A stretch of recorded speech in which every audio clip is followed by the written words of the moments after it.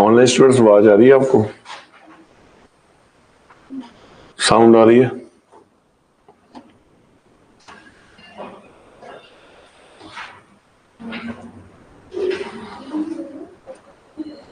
Online students, voice आ रही है?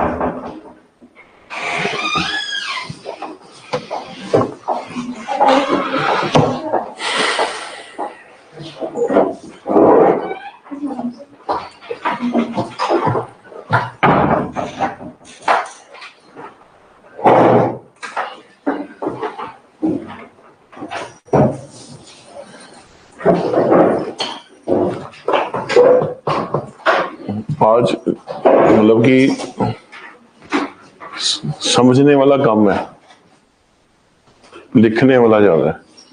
ठीक है, फैक्ट्स ज्यादा है एग्रीकल्चर में, क्योंकि एग्रीकल्चर तो सीधा है टॉपिक। और इसमें हम पढ़ेंगे जैसे कि एमएसपी वगैरह में समझेंगे कि जो किसान एमएसपी कह रहे हैं कि हमको आप उसका राइट दे दो, लीगल राइट दे दो, तो उसमें फायदा क्या है, नुकसान क्या है। ठीक है, आज फर्स्ट पार्ट ही कवर होगा, इसमें सेकंड पार्ट भी चलेगा। ठीक है, उसमें हम पढ़ेंगे सब्सिडी। डब्ल्यूटीओ करा दिया? डब्ल्यूटीओ नहीं कराया ना अभी? नहीं कराना था। देखेंगे, कोशिश करेंगे सब्सिडीज वगैरह क्यों किसान कहते हैं ना पंजाब के कि आप डब्ल्यूटीओ रिजाइन से बाहर आओ, वो क्यों कहते हैं कि डब्ल्यूटीओ रिजाइन से बाहर आओ, सब पढ़ने की कोशिश करेंगे।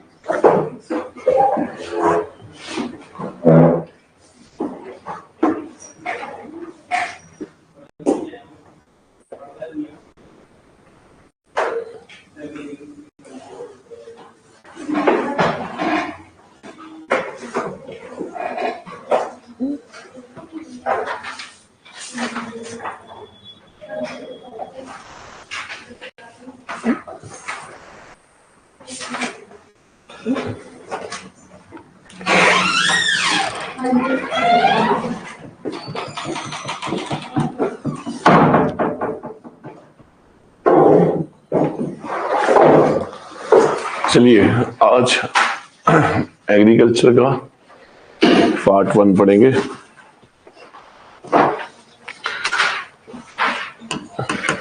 तो एक जनरल बात आपसे करूंगा,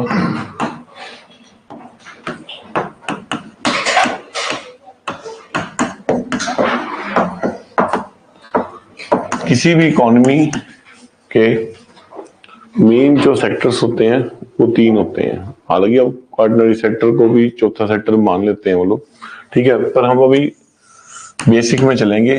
कोई भी इकोनॉमी है, किसी देश की भी इकोनॉमी है, वो 3 स्टेजेस से पास डाउन होती है। ठीक है, पहली स्टेज है प्राइमरी सेक्टर।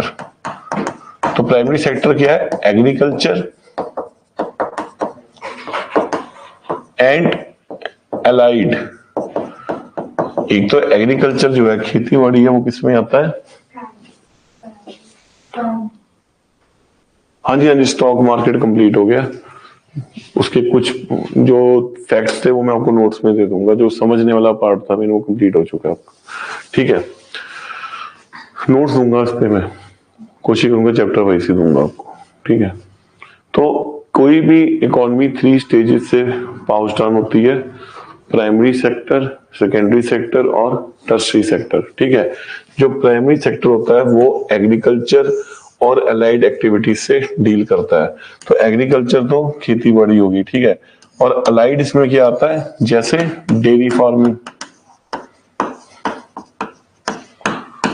ठीक है, वो भी इसमें ही आती है। इसके अलावा फिशरीज, ये भी इसमें आती है। एनिमल, जिसको आप पोल्ट्री कहते हैं, वो भी इसमें आती है। इसके अलावा जो चीजें हम डायरेक्ट पृथ्वी से, जो चीजें हम पृथ्वी से डायरेक्ट ले सकते हैं, वो सारे का सारा किसमें आता है? प्राइमरी सेक्टर में। पर मेजर कंपोनेंट कौन सा है? Agriculture and allied activities. ठीक है, अब स्टार्टिंग जो इकोनॉमी की होती है वो कहां से होती है, यहां से, किसी भी देश की देख लेना, ठीक है। उसके बाद वो कहां पर जाती है, जो डेवलप होती है तो सेकेंडरी सेक्टर में। सेकेंडरी सेक्टर कौन सी है, मैन्युफैक्चरिंग। और बाद में वो कहां पर जाती है, टर्शरी सेक्टर में। टर्शरी कौन सी होती है, सर्विसेज, ठीक है। अब भारत की प्रॉब्लम क्या है, भारत में अनएम्प्लॉयमेंट क्यों ज्यादा है, पता है, बेरोजगारी क्यों ज्यादा है, पढ़े लिखे बेरोजगार बैठे हुए हैं, क्यों नहीं। भारत में इकोनॉमी ने एक अजीब सा ट्रांजिशन मारा, वो सीधा प्राइमरी से टर्शरी में चली गई, सेकेंडरी को बाईपास कर गई। यानी भारत के अंदर जो मैन्युफैक्चरिंग है वो इतनी स्टैब्लिश हो नहीं पाई। आज भी हमको काफी जो मैन्युफैक्चर्ड गुड्स है हमको फॉरेन से मंगवाने पड़ते हैं, ठीक है। अब मैन्युफैक्चरिंग इंडस्ट्री जो है, हाँ ठीक है, सेकेंडरी उसमें कहा है लवप्रीत ने कि सेकेंडरी वीक है। क्यों, क्योंकि मैन्युफैक्चरिंग यूनिट्स है नहीं ना आपके पास, आपने मैन्युफैक्चरिंग की तरफ ध्यान ही नहीं दिया। अब मैन्युफैक्चरिंग जो फैक्ट्रीज होती हैं, एक फैक्ट्री में हजार हजार लोग एम्प्लॉयड हो सकते हैं, आपने ध्यान ही नहीं दिया उसकी तरफ, ठीक है। और जब ध्यान नहीं दिया तो टेक्नोलॉजी भी नहीं है उस सेक्टर में, जिसके कारण क्या हो गया, आज हमारे यहाँ पर अनएम्प्लॉयमेंट ज्यादा है। पढ़े लिखे कितने हैं, आपने एजुकेशन का स्टेटस देख ही लिया। मैंने आपको बताया ना, अनएम्प्लॉयमेंट में काफी टाइप्स हैं अनएम्प्लॉयमेंट की। अब अनएम्प्लॉयमेंट सबसे बड़ी दिक्कत क्या है, बातें हम आर्टिफिशियल इंटेलिजेंस की कर रहे हैं, ठीक है, बंदे आर्टिफिशियल इंटेलिजेंस में है नहीं। एप्पल ने यहाँ पर प्लांट लगाना है, बंदे BA MA पास है, तो वो नहीं होगी ना, वो चीज बनती ही नहीं है, ठीक है जी। तो अब प्राइमरी सेक्टर है, प्राइमरी सेक्टर भी कितने लोगों को एब्जॉर्ब कर लेगा भाई, उसकी भी तो एक लिमिट है ना, कितने बंदे खेती बाड़ी में आएंगे। आजकल तो वैसे जट जमींदार बेच बेच के बाहर निकल रहे हैं, ठीक है। तो ये हमारी सबसे बड़ी प्रॉब्लम है हमारी इकोनॉमी में कि हमारा सेकेंडरी सेक्टर जो है वो डेवलप ही नहीं हुआ, ठीक है। चलिए प्राइमरी सेक्टर की अब हम बात करते हैं, जो क्या है, एग्रीकल्चर है। अब एग्रीकल्चर हमारे लिए इंपॉर्टेंट क्यों है, ठीक है। तो मैं कुछ आपको डाटा लिखा रहा हूं, यहीं से आपको पता लग जाएगा कि एग्रीकल्चर हमारे लिए क्यों इंपॉर्टेंट है, ठीक है। पहला देखिए डाटा, एग्रीकल्चर का टोटल कंट्रीब्यूशन कितना है, 17% ऑफ GDP। जितना भी भारत का GDP है उसका 17% जो है वो एग्रीकल्चर कंट्रीब्यूट करता है, ठीक है। उसके अलावा 58% जो एम्प्लॉयमेंट है वो आपकी कहां पड़ी हुई है, एग्रीकल्चर में पड़ी हुई है।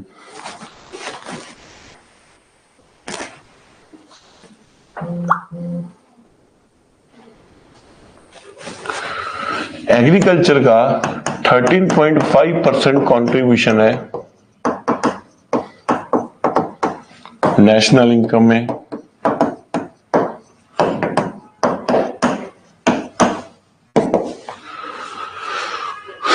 इंडिया सेकंड लार्जेस्ट प्रोड्यूसर है एग्रीकल्चर क्रॉप्स का।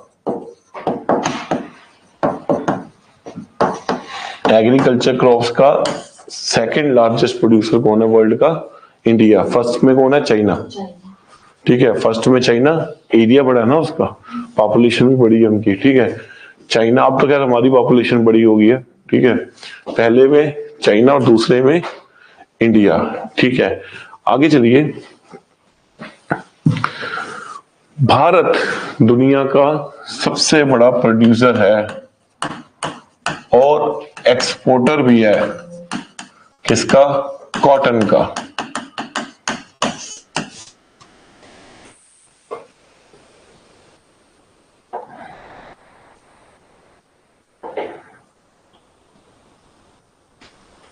ठीक है, कॉटन की तो प्रोडक्शन ही भारत में हुई है, पता है आपको। एशियन हिस्ट्री में हड़प्पन सिविलाइजेशन पढ़ा होगा। हड़प्पन सिविलाइजेशन के समय जब पर्शियामी जो सिविलाइजेशन चल रही थी मेसोपोटामिया में, वहां पर ना कुछ हमको टेक्स्ट मिले हैं, ठीक है। वहां पर क्या लिखा हुआ है, सिंधोन। सिंधोन किसको बोला हुआ है? भारत को, क्योंकि भारत में हड़प्पन सिविलाइजेशन है जिसमें दुनिया में सबसे पहले कॉटन की खेती की थी। आज भारत का सबसे बड़ा प्रोड्यूसर भी है कॉटन का और एक्सपोर्टर भी है। ठीक है, डेयरी सेक्टर, दुनिया का सबसे बड़ा मिल्क प्रोड्यूसर कौन है? भारत है। एक टाइम पे डेनमार्क होता था, अब हम डेनमार्क को भी ओवरटेक कर गए।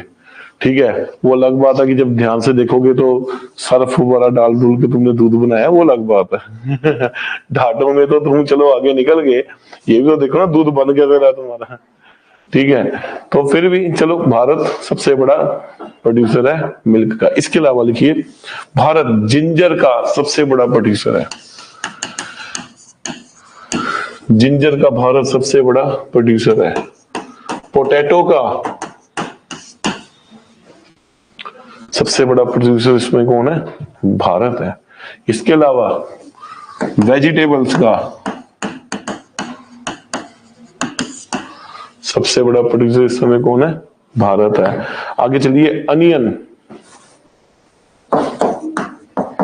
का सबसे बड़ा प्रोड्यूसर कौन है? भारत है। ब्रिंजल का सबसे बड़ा प्रोड्यूसर कौन है?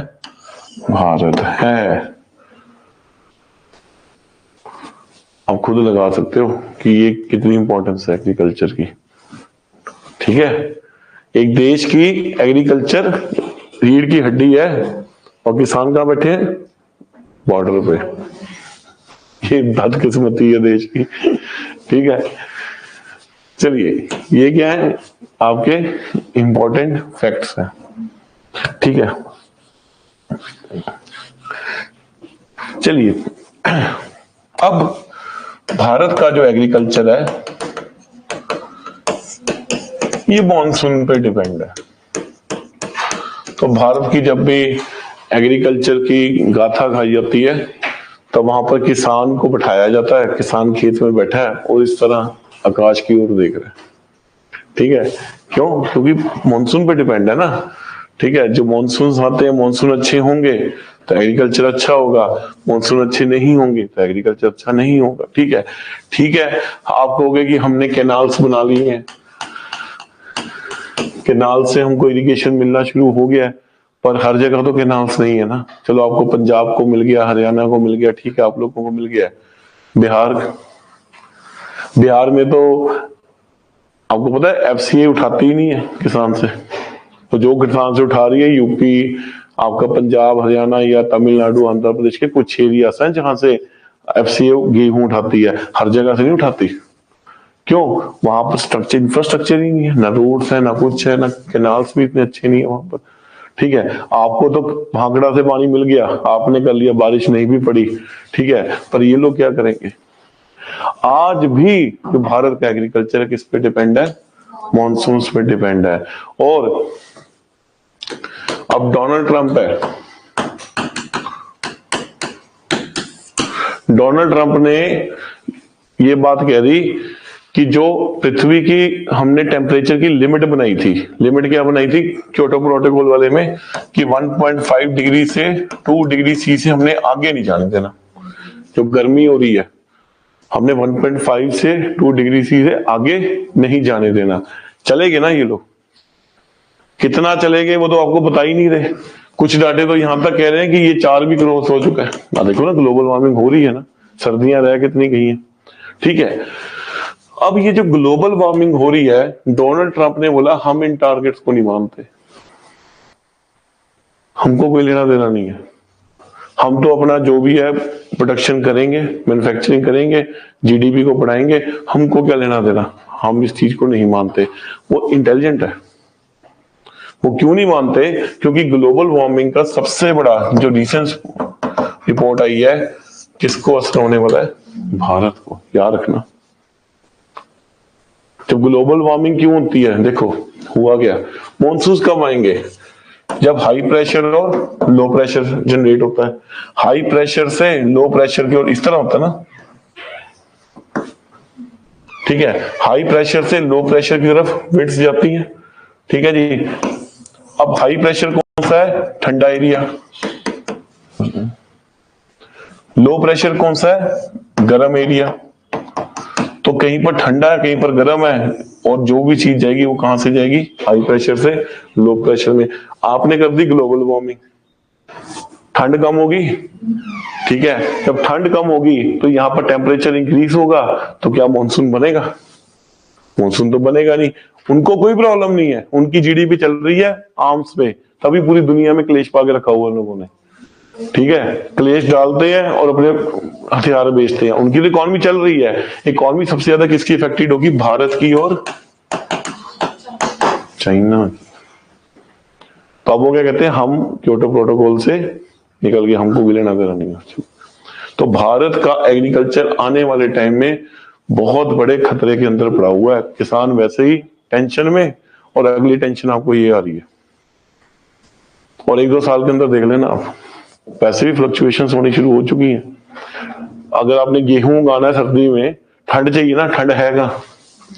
बिन मौसम तो बरसात हुई, देखो आज भी होगी बरसात, ठीक है। तो भारत का जो एग्रीकल्चर है आने वाले टाइम में बहुत क्राइसिस में आने वाला है, और गवर्नमेंट को इसके ऊपर देखना चाहिए, ठीक है। वो सेक्टर जिसका 17% जीडीपी है, वो सेक्टर जो 58% लोगों को एम्प्लॉयड कर रहा है, वो अब स्कैनर में चल रहा है ड्यू टू ग्लोबल वार्मिंग, ठीक है। चलिए आगे चलिए।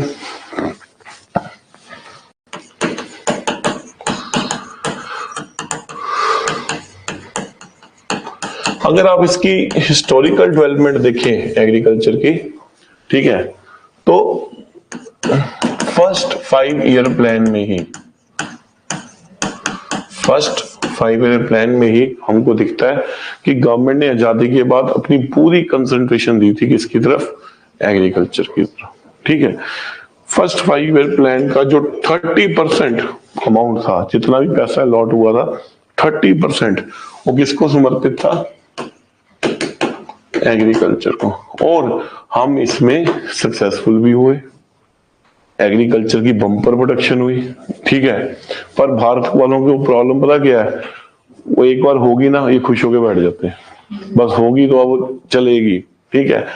गलती क्या होगी? सेकंड 5 ईयर प्लान में आप क्या करते हो? आप मेहबोलिस मॉडल को ले आते हो और आप एग्रीकल्चर को भूल जाते हो। एग्रीकल्चर को डाल देते हो सेकेंडरी में कि हम तो कर चुके हैं, और आपका सारा फोकस कहां पर चला जाता है? इंडस्ट्री में, ठीक है। क्योंकि भूलना हमारी आदत है, कोई भी इंसिडेंट हो जाए 4 दिन हाय हाय हाय हाय होगा, 5वें दिन सब भूल जाएंगे यहाँ पर, ठीक है ना। अब इसका रिजल्ट क्या हुआ? सडनली एग्रीकल्चर में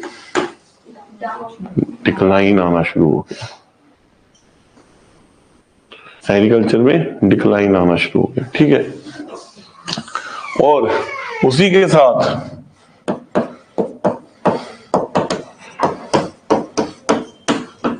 मैडम का पंगा पड़ गया। अब मैडम का पंगा किससे पड़ा? यूएस के राष्ट्रपति के साथ, ठीक है। तो भारत पाकिस्तान की लड़ाई चल रही थी, ठीक है, किस रिगार्डिंग मैडम यूएस के राष्ट्रपति से मिलने गए हैं, ठीक है, और मिलने गए हैं। उसमें सबसे बड़ी जो दिक्कत थी वो क्या थी? वो एड लेने गए थे, किसकी? फूड की, क्योंकि एग्रीकल्चर को हमने ध्यान नहीं दिया ना। उससे क्या हुआ? एग्रीकल्चर डिक्लाइन हो गया, पॉपुलेशन बढ़ गई, फूड क्रॉप्स की शॉर्टेज हो गई। हम कहां पर जाते हैं? यूएस के पास, ठीक है। मैडम को यूएस ने 3 घंटे तो बारी बिठा के रख दिया, ठीक है। वेट, एक देश का प्रधानमंत्री, उसकी वेट कौन करा रहा है? यूएस का राष्ट्रपति, 3 घंटे बिठा के अच्छी तरह से। और ठीक है, तो बाद में जब उसको बुलाया गया, ठीक है, तो मैडम के सामने शर्त रखी गई कि पाकिस्तान के साथ कैसे रिलेशन होंगे हम तय करेंगे, क्योंकि पाकिस्तान तो पिट्ठू रहा है ना यूएस का शुरू से, ठीक है। तो पाकिस्तान के साथ कैसे चलना है, क्या करना है, उसके रिलेशन आपके बायलैटरल कौन डिसाइड करेगा? हम करेंगे, तब हम आपको एड देंगे। तो गांधी मैडम जो उठ के आ गई वहां से, ठीक है, और यहां पर आके उन्होंने क्या चलाया था फिर? हरियत क्रांति। पर आपको पता है हरियत क्रांति को लेके आने वाला सबसे पहला आदमी कौन था? लाल बहादुर शास्त्री। अब पढ़ाया नहीं जाता ना लोगों को, लोगों को तो ये बोला जाता है कि इंदिरा गांधी लेके आई थी। जो इसका बीज बोया गया था ना, वो किसने बोला था? लाल बहादुर शास्त्री। क्यों? जय जवान जय किसान। तो नारा नहीं था? हाँ, वो कहते थे कि एक गांव से 2 आदमी मिलेंगे, किसान और जवान। तो किसान की भी हमने डेवलपमेंट करानी है और जवान भी आपका वहीं से निकलने वाला है, ठीक है। तो बेसिकली जो ग्रीन रेवोल्यूशन का कंसेप्ट कौन लेके आए थे? लाल बहादुर शास्त्री। पर ताशकंद में इनकी हत्या कर दी गई, मारा गया था ना, जहर दिया गया था। जब भारत पहली पाकिस्तान से जंग जीता था तो उसके बाद ताशकंद में एग्रीमेंट हुआ था, तो वहां पर इनको जहर दे दिया गया था, जिसके कारण ये जो टास्क आगे किसने कंप्लीट किया? इंदिरा गांधी ने, ठीक है। पर लेके आने वाले मास्टरमाइंड किसका था यहाँ पर? लाल बहादुर शास्त्री, ठीक है। चलिए आगे चलिए। तो भारत ने इसके ऊपर जो फिर से कंसंट्रेशन किया वो कब किया? 3rd 5 year plan. पहले में आपका ठीक था, दूसरे में आपका प्रोडक्शन गिर गया, फिर से आप इसको ठीक करने की कोशिश करोगे, ठीक है। तो ये क्रेडिट किसको जाता है? लाल बहादुर शास्त्री जी को।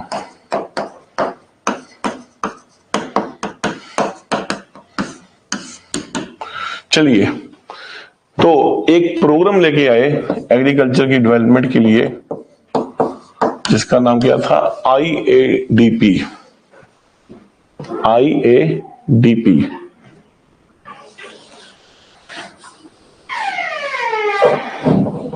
ठीक है। और ये प्रोग्राम का पूरा नाम क्या था? इंटीग्रेटेड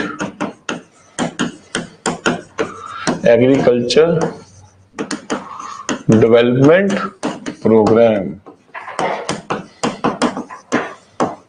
तो इसका मेन फोकस क्या था? एग्रीकल्चर की डेवलपमेंट, ताकि हम सेल्फ सफिशिएंट हों, हमको किसी के आगे हाथ ना फैलाना पड़े। हमको यूएस के आगे हाथ फैलाना पड़ा था ना, और यूएस ने कर दी ना बदतमीजी, ठीक है। तो फ्यूचर में ऐसा काम ना हो जाए कि हमको किसी के आगे हाथ फैलाना पड़े, हम सेल्फ सफिशिएंट हो एग्रीकल्चर के लिए। इसलिए वो कौन सा प्रोग्राम लेके आए थे? इंटीग्रेटेड एग्रीकल्चर डेवलपमेंट प्रोग्राम, ठीक है। हालांकि उनकी डेथ के बाद इसको इंदिरा गांधी ने कंटिन्यू किया था, ठीक है जी। आगे चलिए। इसके अलावा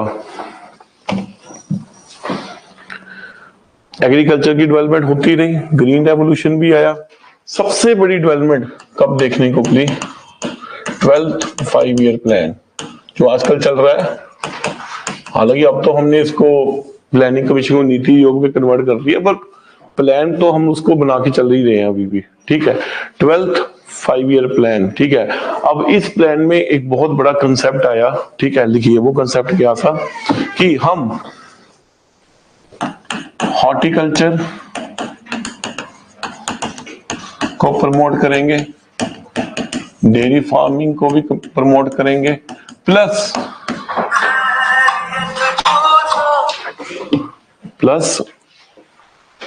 सस्टेनेबल एग्रीकल्चर को प्रमोट करेंगे।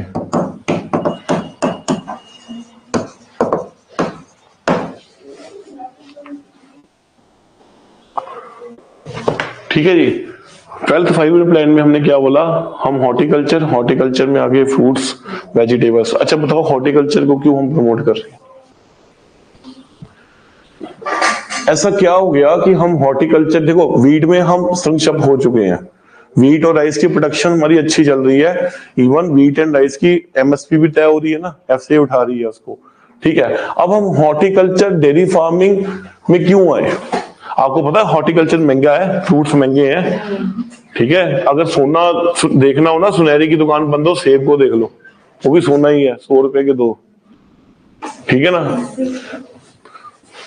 तो जो सेब बेच रहा होता, मैं तो उसको कहता तुम सुनियार हो, तुम फ्रूट सेलर नहीं हो, ठीक है। 100 रुपए के 2, ठीक है। हॉर्टिकल्चर की तरफ चले गए, डेयरी फार्मिंग, पनीर देखो, वेरका का पनीर 100 रुपए का, इतना सा जितनी आलू की टिक्की होती है,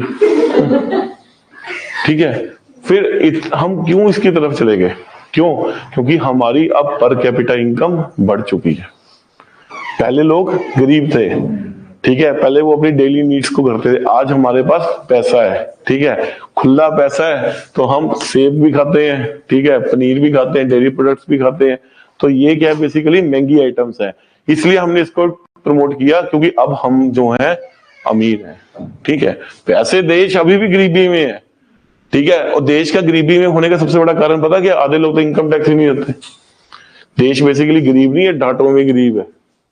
एक आपका पूरी छोले वाला 4-4 लाख रुपया कमा रहा है, टैक्स एक रद्दी का नहीं दे रहा, ठीक है। तो डाटे में तो आप गरीब हो, अंदर खाते सब अमीर बैठे हुए हैं, तभी तो आप हॉर्टिकल्चर और डेयरी फार्मिंग को तवज्जो दे रहे हो। अगर 100 रुपए के 2 सेब आते हैं तो लोग खा रहे हैं ना, तभी बिक रहे हैं ना, डिमांड है, सप्लाई है ना सारी। तो हमने क्या किया, 12th 5 ईयर प्लान में हॉर्टिकल्चर, डेयरी फार्मिंग और सस्टेनेबल एग्रीकल्चर को प्रमोट कर दिया, ठीक है। अब सस्टेनेबल एग्रीकल्चर क्या है,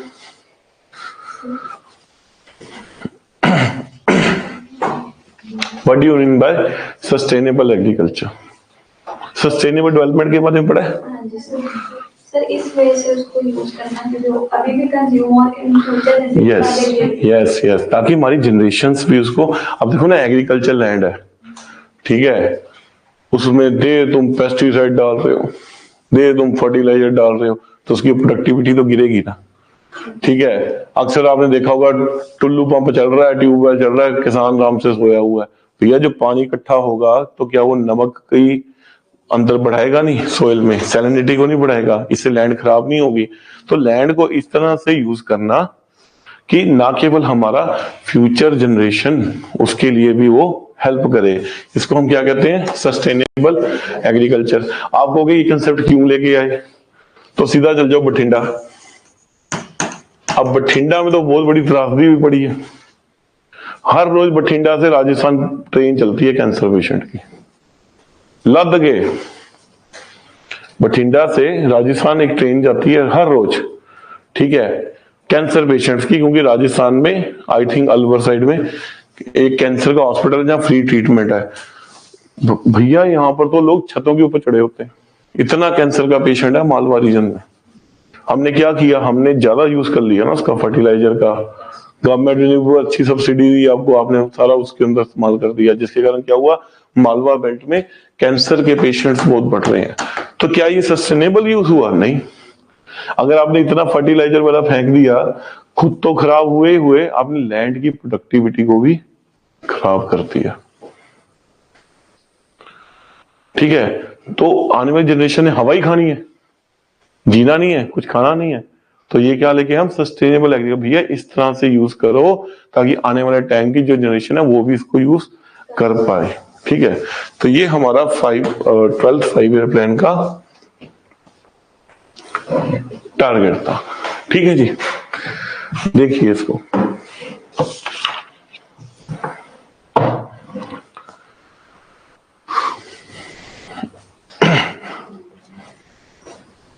ये तो गला ही नहीं ठीक हो रहा है, पानी क्या चक्कर है, आवाज बदली हुई है ना, हाँ क्या गया हाँ जी, वेदर चेंज हो रहा है, मेरे लिए तो जनवरी से वेदर चेंज हो रहा है, फरवरी खत्म होने को आ गई।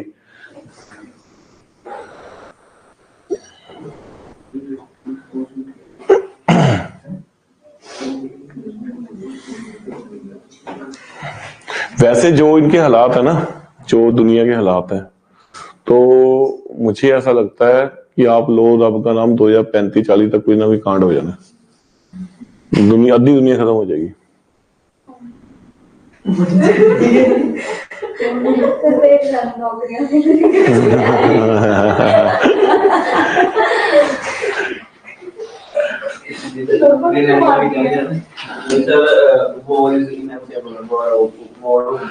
वॉर तो होगी होनी। आप देख लो ना 29 मार्च के बाद वॉर के पूरे चांस बनेंगे, वॉर तो होनी है, हाँ वो होगी, क्योंकि मतलब आपके ग्रंथों में भी लिखा हुआ ना कि मतलब कि जो इस बार जो दुनिया मरेगी वो आग से मरेगी, आग से। ग्रंथों में तो पता नहीं, पर इंटरनेशनल रिलेशन तो बता रहे हैं अभी, वो तो होनी है। अब देखो नेपाल जैसा हम पे आंखें दिखा रहे हैं, यहाँ आके रोटियां बनाते हैं, वहां जाके आंखें दिखाते हैं, ठीक है, और वो तो होनी है।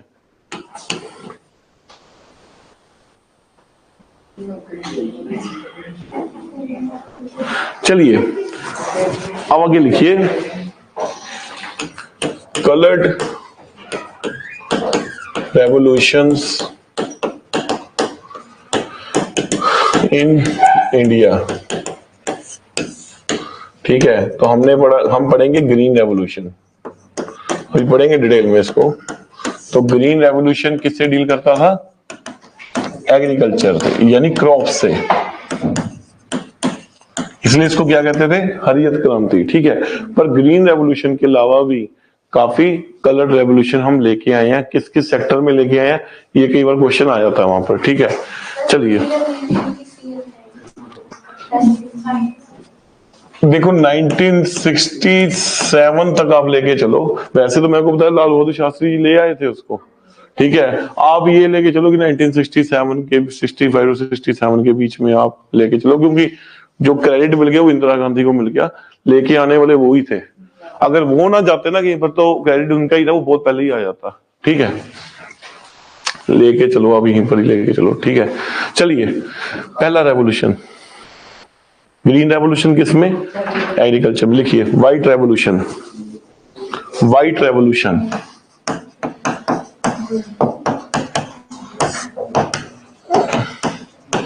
मिल्क।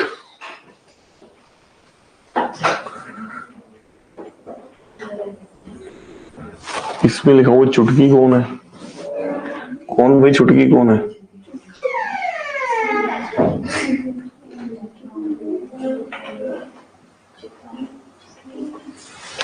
हाँ पता क्या। चलिए राउंड रेवोल्यूशन। हाँ भाई थोड़ी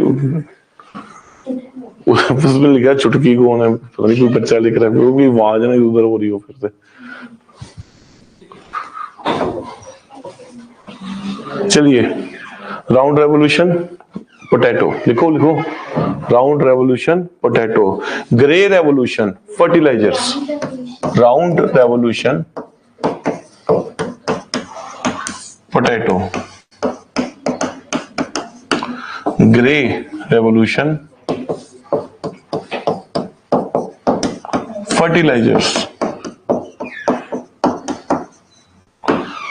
फर्टिलाइजर्स। अवेंजर्स तो कुछ तो नहीं है। हाँ जी, तुर्की वाला लगी हुई किसी ने? मूवी का सीन लाई है। अच्छा अच्छा, मूवी का। कौन है? अवेंजर्स मूवी में कौन सा तुर्की मारता है? कौन सा लगे?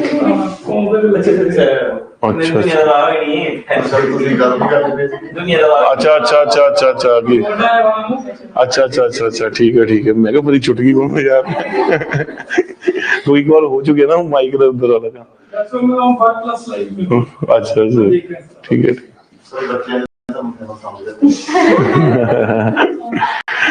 चलिए आगे चलिए, pink revolution. Pink revolution onion, प्याज। Blue revolution fisheries. Blue revolution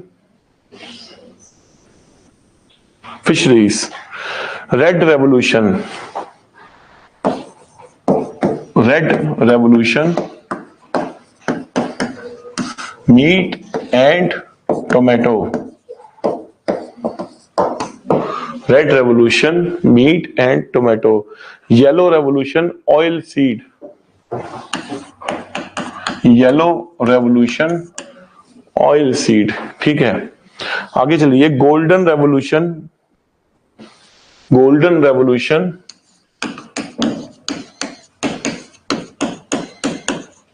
fruits and honey. शहद और फल, फ्रूट्स एंड हनी। आगे चलिए सिल्वर रेवोल्यूशन एग्स।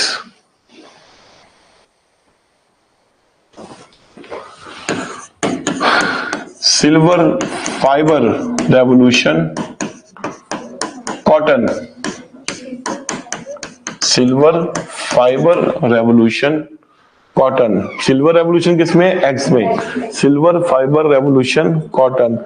आगे चलिए ब्लैक रेवोल्यूशन।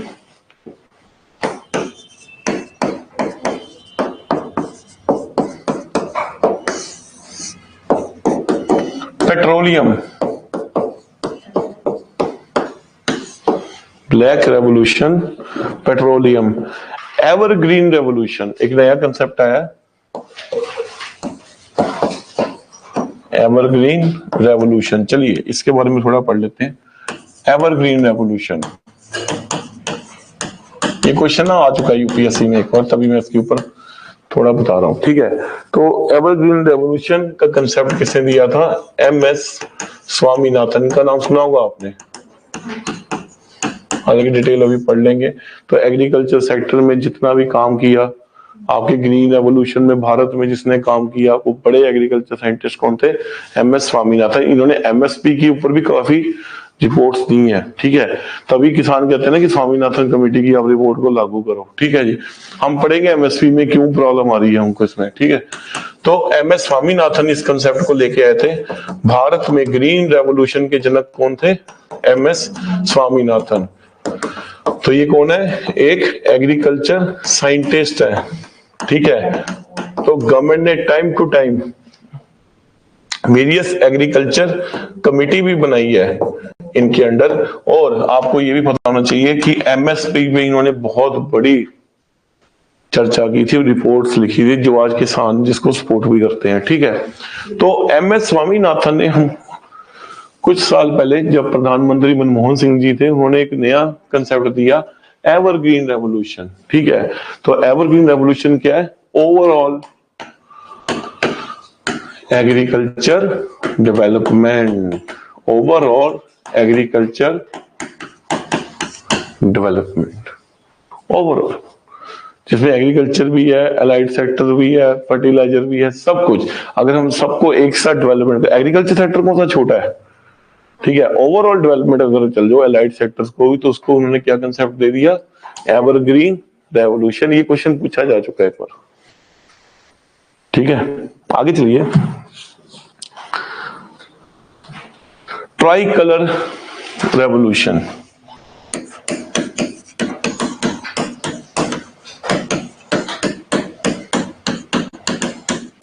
तो इसका कंसेप्ट किसने दिया? हमारे अभी के प्रधानमंत्री नरेंद्र मोदी, ठीक है। Try colour revolution. चलिए, किसान फैमिली से है कोई यहाँ पर? बताइए, ट्राई कलर रेवोल्यूशन अभी रिसेंट कंसेप्ट है। हाँ जी, कौन सा? चलिए ट्राई कलर लिखिए। ट्राई कलर रेवोल्यूशन में पहला आता है सैफरॉन रेवोल्यूशन।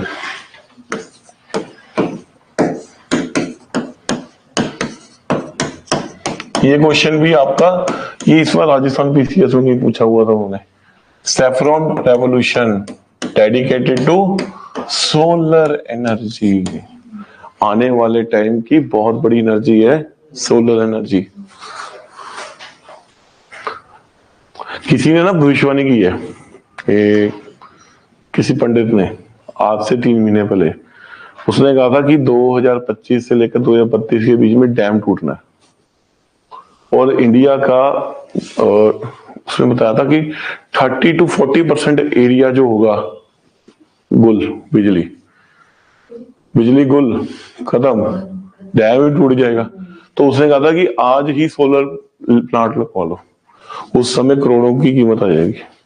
आज लोगों को नहीं पता लग रहा ना, इसको हल्के में ले रहे हैं। आने वाले 4-5 साल के अंदर लोगों को पता लगेगा कि सोलर प्लांट की कितनी बड़ी वैल्यू है। बिजली तो सस्ती है ही है। अगर आज ये कन्वेंशनल सोर्सेज खत्म हो जाए ना, कुछ नहीं लगाना, ऊपर लगा दो, सूरज तो है ही है, वो तो आपको बिजली दे ही देगा, ठीक है। तो उसने बोला था आने वाले टाइम में आप देखोगे सडनली राइज होगा इसके ऊपर, ठीक है। तो गवर्नमेंट ने भी इसकी, हाँ, गवर्नमेंट ने सब्सिडी देनी शुरू कर दी है इसके ऊपर। अगर आपने सोलर प्लांट लेना ना, कुछ पैसा गवर्नमेंट देगी। फिर आपको 2 लाख का है तो उसका कुछ परसेंटेज गवर्नमेंट आपको सब्सिडी देगी, ठीक है। और आप सोलर प्लांट को लगाओ। सबसे बड़ी बात है, करंट का चक्कर भी नहीं है, बिजली का बिल बहुत खत्म ही है, नियरली मिनिमम ही हो गया, ठीक है ना। तो आप इसके ऊपर जा सकते हो। तो गवर्नमेंट ने इसको प्रमोट करने के लिए सैफरॉन रेवोल्यूशन लेके आई है, ठीक है। आप तो बहुत आगे, गवर्नमेंट की अपनी तरफ से भी आते हैं सोलर प्लांट, ठीक है, तो लगा सकते हो आप, ठीक है। आगे चलिए। White revolution,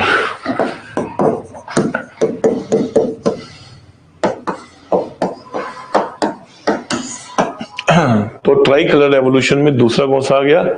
white revolution. ठीक है, कैटल वेलफेयर। तो पहले कौन सा था? मिल्क। अब उन्होंने ओवरऑल कैटल की वेलफेयर के लिए वो रेवोल्यूशन लेके आए हैं। कैटल से आपको देखो ना, कैटल की स्किन से आपको वूल भी मिलती है, ठीक है ना। उसके अलावा कैटल के और प्रोडक्ट्स भी हैं, ठीक है। भक्तों के लिए तो गौमूत्र भी है, वो भी कैटल से ही आना है, ठीक है ना। तो इसके अलावा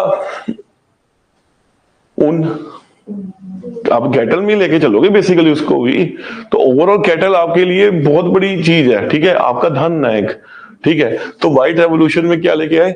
कैटल वेलफेयर। वैसे गौमूत्र का बहुत बेनिफिट है, मजाक की बात नहीं कर रहा, साइंटिफिक बात करता हूं मैं। मैंने एक बंदा देखा, उसको प्रॉब्लम थी किडनी इन्फ्लेमेशन की। डॉक्टर किडनी ट्रांसप्लांट होगा, ये होगा, वो होगा। उसने पता नहीं कहां से गौमूत्र पीना शुरू कर दिया, भैया उसको वो तो ठीक हुआ है। अब मुझे नहीं पता ट्रांसप्लांट करा के ठीक हुआ है क्या करके हुआ है, पर जो वो कहता है, ठीक है। White revolution. सर आप इसको नेट में देख लीजिए, गवर्नमेंट का वेबसाइट, तो मुझे इसके बारे में नहीं पता। गवर्नमेंट के अपनी कोई नहीं है। जैसे एक जन औषधि है, जन औषधि गवर्नमेंट की अपनी स्कीम है, ठीक है। गवर्नमेंट अपने नाम से दवाइयों को बेच रही है। अब सोलर एनर्जी में आई थिंक उसने आउटसोर्स किया हुआ है। गवर्नमेंट के पास इतनी टेक्नोलॉजी कहां से आ गई कि वो आपको सोलर बना के देगी? आउटसोर्सिंग करवा रही है वो। इवन जन औषधि स्कीम में भी क्या है, गवर्नमेंट अपना मार्का लगा रही है, बस जितना भी कंपनीज है उनको आउटसोर्स करा के दे रही है। तो आप देख लेना, आउटसोर्सिंग है, अपना कुछ नहीं है हम लोगों का, ठीक है। आगे चलिए, ब्लू रेवोल्यूशन।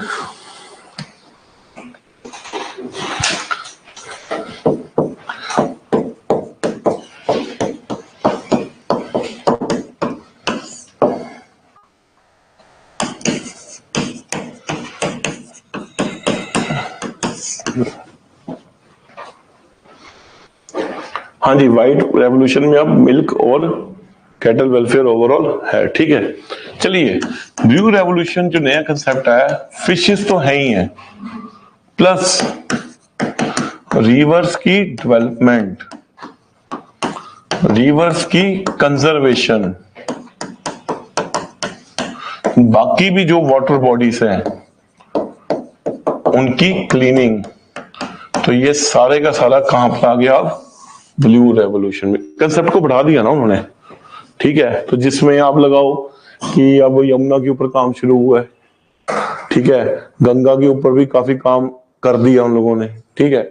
तो अब जितनी भी रिवर बॉडीज हैं जो खराब है, ठीक है, या वेटलैंड्स है जहां पोल्यूशन है, अब उसकी वो क्या कर रहे हैं? कंजर्वेशन कर रहे हैं। तो आप ध्यान से देखिए, कंसेप्ट तो वही है, पर उसको एरिया को उन्होंने बढ़ा दिया है, ठीक है। तो पानी को ओवरऑल, पानी की कंजर्वेशन और डेवलपमेंट, तो अगर पानी की कंजर्वेशन डेवलपमेंट होगी, फिशरीज तो अपने आप ही ठीक होगी आपकी, ठीक है। तो ये ट्राई कलर रेवोल्यूशन का कंसेप्ट अब रिसेंट कंसेप्ट है जो हमको प्रधानमंत्री मोदी ने दिया, इसलिए इसके ऊपर क्वेश्चन पूछ भी चुके हैं different level of state PCS में, ठीक है। तो पूछ लेंगे ट्राई कलर में कौन कौन से आपके सेक्टर्स नहीं आते, ठीक है जी, क्लियर है। देखिए इसको फिर हम डिटेल में पढ़ेंगे, ग्रीन रेवोल्यूशन।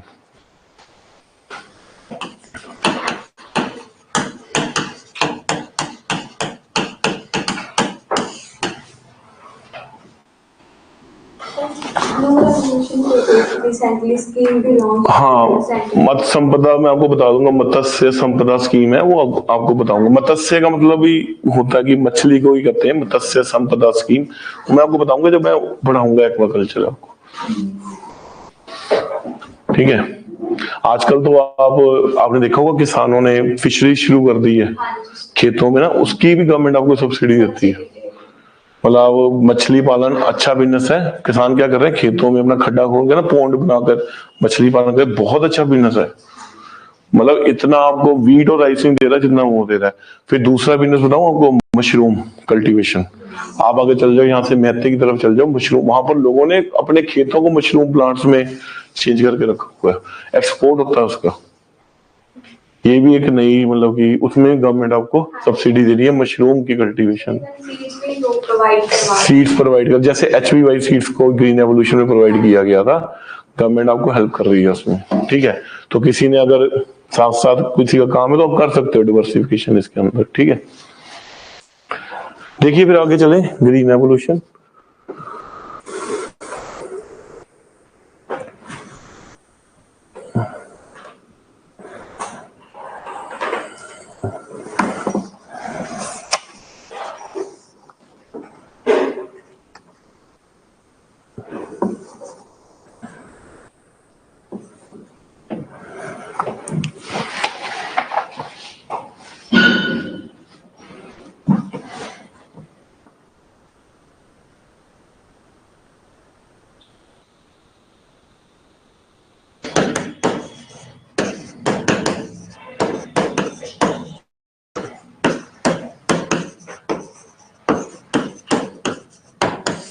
तो ग्रीन रेवोल्यूशन का जो कंसेप्ट है वो बेसिकली भारत का नहीं है। ये कंसेप्ट कहां का? बेसिकली मैक्सिको का। मैक्सिको बहुत अच्छा देश है, पता है आपको ये बात? मैक्सिको के लोग बहुत इंटेलिजेंट है, जैसे इसराइल के भी यहूदी जो है ना बहुत अमीर भी हैं और इंटेलिजेंट भी हैं। वैसे ही मैक्सिको बहुत अच्छा देश है, पर अब मैं कहूंगा था। ड्रग्स ने खत्म कर दिया उसको। आज सबसे ज्यादा ड्रग्स की जो स्मगलिंग हो रही है वहां पर आपके लैटिन अमेरिका रीजन में, वो मैक्सिको में ही हो रही है, एपिसेंटर बन चुका है, ठीक है ना। तो आप खुद सोचो कि ड्रग्स किस तरह देश की यूथ को खत्म कर सकती है। पंजाब की यूथ भी ड्रग्स से देखो कैसे खत्म हो रही है। तो आपके सामने एग्जांपल है, वो देश जिसने हमको ग्रीन रेवोल्यूशन का कंसेप्ट दिया, आज आज आपको पता है अमेरिका खाने को फिर रहा है उसको। कनाडा को तो वो कह ही चुका है आ जाओ मेरे पास, ठीक है। अब मैक्सिको भी करेगा, क्योंकि अमेरिकन रेवोल्यूशन जब पढ़ेंगे ना, अमेरिकन रेवोल्यूशन का यही फंडा था कि उन्होंने पूरे के पूरे नॉर्थ अमेरिका को वो ये मानते थे कि अमेरिकन की हमारा ही है।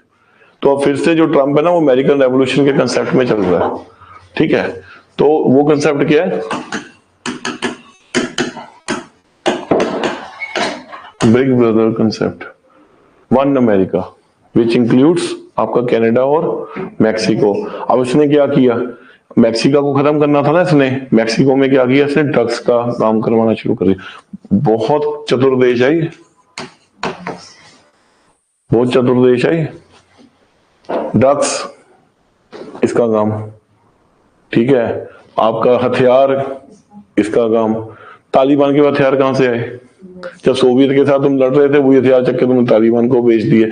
जब तालिबान को बेचे वहां पर कौन लड़ रहा था? ओसामा बिन लादेन, सऊदी अरब से आया था, उनके हाथ में लग गए, वहां से पूरे वर्ल्ड में फैल गए, टेररिज्म फैल गए, ठीक है। तो मैक्सिको आज डिक्लाइन स्टेज में है, क्यों? क्योंकि ड्रग्स के कारण। पर यही वो देश है जिसने दुनिया को किसका कंसेप्ट दिया? ग्रीन रेवोल्यूशन का। वहां के साइंटिस्ट सर नॉर्मन बोरलॉग, तो वहां पर फेमीन आई, ठीक है। तो उन्होंने देखा कि फेमीन है, फेमीन से लड़ना है, तो इसके लिए उन्होंने एक special quality of seeds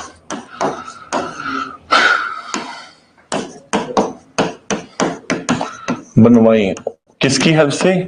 genetic engineering की हेल्प से। HYV seeds. What do you mean by genetic engineering? Genetic का मतलब क्या है? यस, देखो बायोलॉजी ये बात कहती है, क्या होगा? बायोलॉजी ये बात कहती है हर चीज, हमारा जो ह्यूमन है, हम लोग जो है वो किसके बने हुए हैं? सेल्स के। इवन एनिमल्स भी, इवन प्लांट्स भी। तो सबसे बेसिक स्ट्रक्चर क्या है? हमारे सेल, ठीक है। और सेल के अंदर क्या होता है? DNA, genetic material. सेल के अंदर क्या है? डीएनए। हालांकि डिटेल तो साइंस में पढ़ लेना आप। डीएनए, जेनेटिक मटेरियल, ठीक है। तो डीएनए क्या है? आपकी बॉडी कैसी होगी, आपकी फिनोटाइप यानी आपकी शक्ल कैसी होगी, ठीक है। आपकी मतलब बॉडी की फंक्शनिंग कैसी होगी, आपकी ग्रोथ कैसी होगी, सारी की सारी इंफॉर्मेशन किसमें दी हुई है? डीएनए में। तो ये क्या है? हेरिडिटरी यूनिट है, हेरिडिटरी यूनिट, ठीक है, जब बच्चा होता है तो माँ बाप से जो भी कैरेक्टरिस्टिक्स आते हैं किसके थ्रू आते हैं, डीएनए के थ्रू। अब डीएनए में अगर आप चेंजिंग कर दो, डीएनए के अंदर अगर आप चेंजिंग कर दो तो आप बंदे की क्वालिटी के अंदर भी चेंज कर सकते हो। ठीक है, साइंस तो इतना आगे तक जा चुकी है, आने वाले टाइम में आपको पंडित जी को बुलाने की जरूरत नहीं पड़ेगी। सही बता रहा हूं? आने वाले टाइम में क्या होगा, जब शादियां होंगी ना तो डीएनए मैचिंग होगी। पंडित जी तो झोला झाप लड़क गया, ठीक है, डीएनए की मैचिंग होगी, आपका ब्लड लिया जाएगा, लड़की का ब्लड लिया जाएगा, वो डीएनए से देख लेंगे बंदे का नेचर क्या, कैरेक्टरिस्टिक्स क्या, वहां से स्कोर बता देंगे आपको। फॉरेन कंट्रीज में तो होना भी शुरू हो गया। हाँ जी, ਅੱਜ भी केड़ा काम है, तो मैं भर नहीं पा रहा पंडितों का, ਅੱਜ भी केड़ा काम है। वो तो भारत है, ये सक्सेसफुल है सारे, देखो ना वैज्ञानिक युग है तब भी लोग वहम भरम में भाग रहे हैं। ठीक है, वो भारत में पंडित सक्सेसफुल है, फॉरेन में नहीं है। फॉरेन में कौन है, ये है। तो आने वाले टाइम में क्या होगा, लड़का लड़की का डीएनए निकाला जाएगा, उसकी मैचिंग की जाएगी, आपकी क्वालिटीज बता देंगे कि ये क्वालिटीज मैच करती है या नहीं करती। ठीक है जी, तो जब आप डीएनए के अंदर चेंजिंग कर लो तो उससे क्या होगा, आप क्वालिटी में चेंज कर दोगे, क्योंकि आपकी जो क्वालिटी है, आपकी जो नेचर है, आपकी फिनोटाइप है, वो अल्टीमेटली कहां से आ रही है, आपको डीएनए से आ रही है। जब उसमें चेंजिंग कर दिया तो क्वालिटी में भी चेंजिंग हो गया। इस बंदे ने क्या किया, सीड्स, प्लांट सीड्स थी, उनके डीएनए में चेंज कर दिया। ठीक है, तो ड्वार्फ वीट क्वालिटी बना दी। अब क्या था, जो उसने गेहूं बनाया वो क्या था, छोटा था, पहले बड़ा था, उसने क्या किया, इसकी डीएनए में चेंजिंग कर दी, उससे क्या हो गया, गेहूं क्या हो गया, छोटा हो गया। अब गेहूं छोटा है और उसकी प्रोडक्शन ज्यादा है। सर, जो डीएनए चेंज किया गया था वो नॉरिल टैंक था जो उसमें इंसर्ट किया गया था। यस, और इनके लिए तो इतना ही बहुत है इतनी डोज ही बहुत है इनके लिए। वैसे तो आप डीएनए को रेडिएशन से भी चेंज कर सकते हो। जापान में जब न्यूक्लियर बम गिरा था, आधों के डीएनए चेंज हुए पड़े। आज भी लोग लूले लंगड़े पैदा हो रहे हैं, डीएनए ही चेंज कर सकती है आपकी। ठीक है, तो अब क्या हुआ, अब जो क्रॉप बड़ा था हाइट में वो कैसा हो गया, छोटा हो गया, पर इसकी जो प्रोडक्शन थी वो 5 गुना बढ़ गई। पहले जिसकी प्रोडक्शन थी वो 100 थी, तो अब कितनी होगी, 500। अगर आप इस बीज को खेत में फेंकोगे 5 गुना ज्यादा प्रोडक्शन देगी, क्योंकि हाइट कम होगी ना उसकी। जितना हाइट में जाना था उतना उसने क्या दे दिया, प्रोडक्शन को दे दिया आपको। ठीक है, ये पहली चीज। पर उन्होंने ये बात बोली कि इस सीड को अगर आपने कल्टीवेट करना है खेतों में तो ऐसे नहीं हो जाएगी, फेंक दिया, ठीक है, तो बारिश आ गई तो होगी, नहीं आई तो फिर क्या करोगे। ठीक है, क्योंकि ये जो सीड है इसको फर्टिलाइजर प्लस रेगुलर पानी चाहिए ही चाहिए। ऐसे नहीं कि फेंक दिया तो हो गया। एक चीज प्रायोरिटी है, पानी रेगुलर और फर्टिलाइजर। ठीक है, तो ग्रीन रेवोल्यूशन की अब 3 कंपोनेंट हो गए। HYV सीड्स, यानी इसकी जो यील्ड है कितनी है, नॉर्मल सीड से ज्यादा है। दूसरा, इसको रेगुलर पानी चाहिए और इसको रेगुलर फर्टिलाइजर चाहिए। जब उन्होंने ये 3 चीजें दी तो क्या पता लगा, मैक्सिको में बम्पर प्रोडक्शन वीट की। अगर 1000 होती तो कितनी होगी, 10,000 होगी। और मैक्सिको क्या बन गया, सेल्फ सफिशिएंट बन गया। ठीक है, तो इंदिरा गांधी उस समय कहां बैठी हुई थी, वहां पर अमेरिका में। ठीक है, तो अमेरिका में किसी ने उनको गाइड किया कि मैक्सिको में ऐसा एक्सपेरिमेंट चल रहा है। आपके लाल बहादुर शास्त्री जी को वो चीज पता थी। ठीक है, तो वो उन्होंने इनके साथ कांटेक्ट किया, यहां से एक टीम भेजी स्वामीनाथन के अंडर, और उन्होंने वहां पर जाके स्टडी की और अल्टीमेटली भारत में हरित क्रांति कौन लेके आए, MS स्वामीनाथन।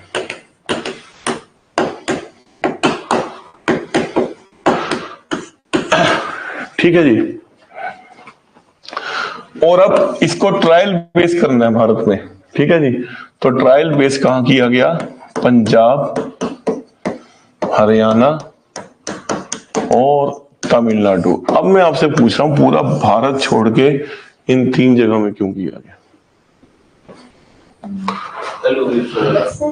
पूरा भारत छोड़ के। यस, पहला क्या है कि यहाँ पर इरिगेशन, पंजाब हरियाणा को तो भाखड़ा नंगल डैम से पानी मिल रहा है, ठीक है। तमिलनाडु में कावेरी, ठीक है। तो यहाँ पर आपको इरिगेशन फैसिलिटी मिल रही है। और दूसरा सबसे बड़ा रीजन, यस, जो यहाँ की सॉइल है, ज्योग्राफी में आप पढ़ोगे, जो यहाँ की सॉइल है वो चिकनी मिट्टी है, एलुविलियल सॉइल है। तो एलुविलियल सॉइल जो होती है वो best for irrigation, sorry agriculture होती है। ये सॉइल कहां से आती है? जो बाढ़ आती है, तो बाढ़ जब चली जाती है, जो मिट्टी चिकनी रह जाती है, वो बेस्ट सुटेबल होती है आपकी इसकी एग्रीकल्चर के लिए, ठीक है जी। तीसरा,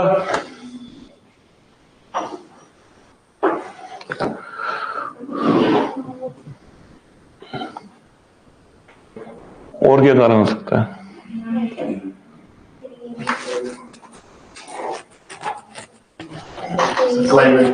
हाँ जी, यस, जो क्लाइमेट है मैक्सिमम क्रॉप्स के लिए सूटेबल है। आती है ना यहाँ पर आपकी, आप यहाँ वीट भी उगा सकते हो सर्दियों में, राइस भी उगा सकते हो। अब आप कहोगे तमिलनाडु कैसे? तमिलनाडु में रिट्रीटिंग मानसून होते हैं, पढ़ा होगा आपने। आपकी जब रिट्रीटिंग मानसून होती है तो वहां पर पानी बहुत आता है, बाढ़ आ जाती है कई बार, ठीक है। तो राइस कल्टीवेशन के लिए बहुत अच्छी है।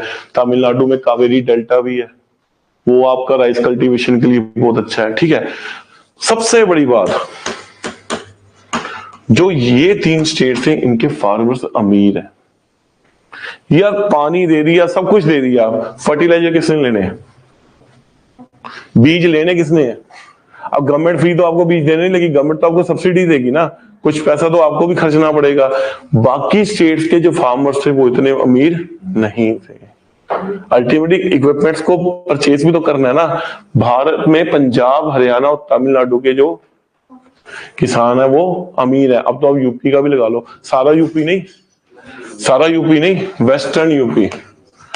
तो किसान जितने आंदोलन में आते हैं ये वेस्टर्न यूपी से आते हैं आपके ज्यादा। ये आपका मेरठ मोड़ साइड का जो एरिया है, ठीक है, मुरादाबाद हो गया, मुजफ्फरनगर हो गया, इस साइड के लोग ज्यादा आएंगे आपके पास। ये जो है ना किसान, पंजाब, हरियाणा, वेस्टर्न यूपी और तमिलनाडु के, इन बंदे का रिकॉर्ड है। आप किसी भी देख लो, बिहार से कोई किसान आएगा बैलगाड़ी में आएगा, मिडल यूपी से, मध्य प्रदेश से आएगा ट्रैक्टर से आएगा। ये तो ऑडियो में जा रहे थे कि नहीं थी? ऑडियो में थार आई थी जब महिंद्रा की, सबसे ज्यादा थार पंजाब हरियाणा से गई थी। अमीर है ना यहाँ का किसान। मेरे तो ऐसे मेरा फ्रेंड है वो, मतलब कि किसान तो क्या लैंडलॉर्ड है, किसान कबूरथला में है। तो हमर नहीं होती गाड़ी, वो कितनी 1 करोड़ रुपए की हमर आती है, जो उसमें आलू लद के जाता है। हमर में आलू लद के मंडी में जाता है। अमीर है भाई। हरियाणा के देख लो, BMW, इतनी बड़ी BMW लगाई होगी, इनोवा, उसमें लद आलू लेके जा रहे हैं वहां। अमीर है। आप ये बीज ले सकते हो ना, आप गवर्नमेंट को पानी का पैसा दे सकते हो, आप फर्टिलाइजर भी सब्सिडी, चाहे गवर्नमेंट सब्सिडी देगी, आप ले सकते हो उसको। इसलिए उन्होंने जो एक्सपेरिमेंट किया इन 3 जगह में किया और एक्सपेरिमेंट क्लिक कर गया। बम्पर प्रोडक्शन, पंजाब, हरियाणा, तमिलनाडु, ऐसा कहां पर? Western UP. अब भारत की सिचुएशन देखो, पंजाब का किसान अमीर, हरियाणा का किसान अमीर, वेस्टर्न यूपी का अमीर, तमिलनाडु का अमीर, बाकी सारी जगह देख लो मैक्सिमम लोग फंदे लगा के मर रहे हैं किसान। विदर्भ का रीजन देख लो, बिहार का रीजन देख लो, उड़ीसा का रीजन देख लो, किसान मरी जा रहे।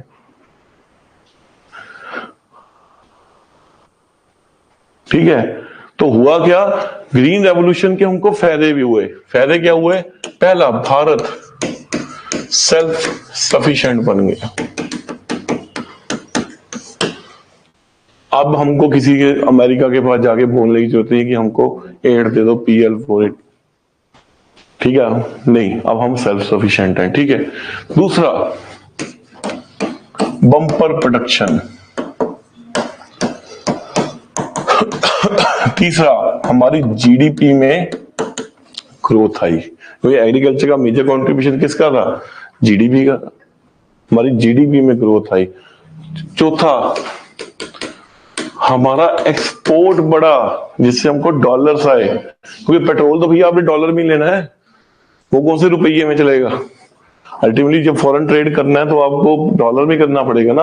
आपका फॉरेन एक्सचेंज रिजर्व बढ़ गया। क्लियर है जी। पर इसके नेगेटिव इफेक्ट्स भी हुए। नेगेटिव इफेक्ट्स क्या थे? कुछ रीजन्स तक की कंसंट्रेट था। इसका जो बेनिफिट था वो सबको नहीं मिला।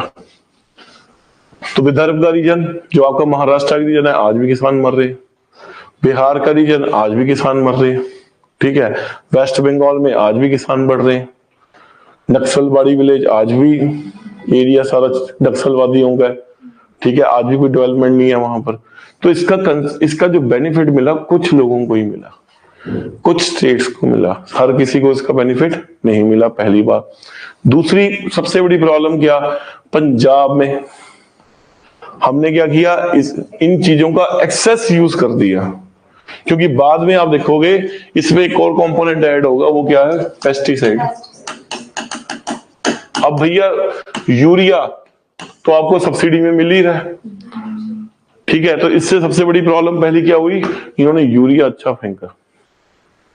और आप देखो पंजाब के हर घर में डिजीज है इस समय।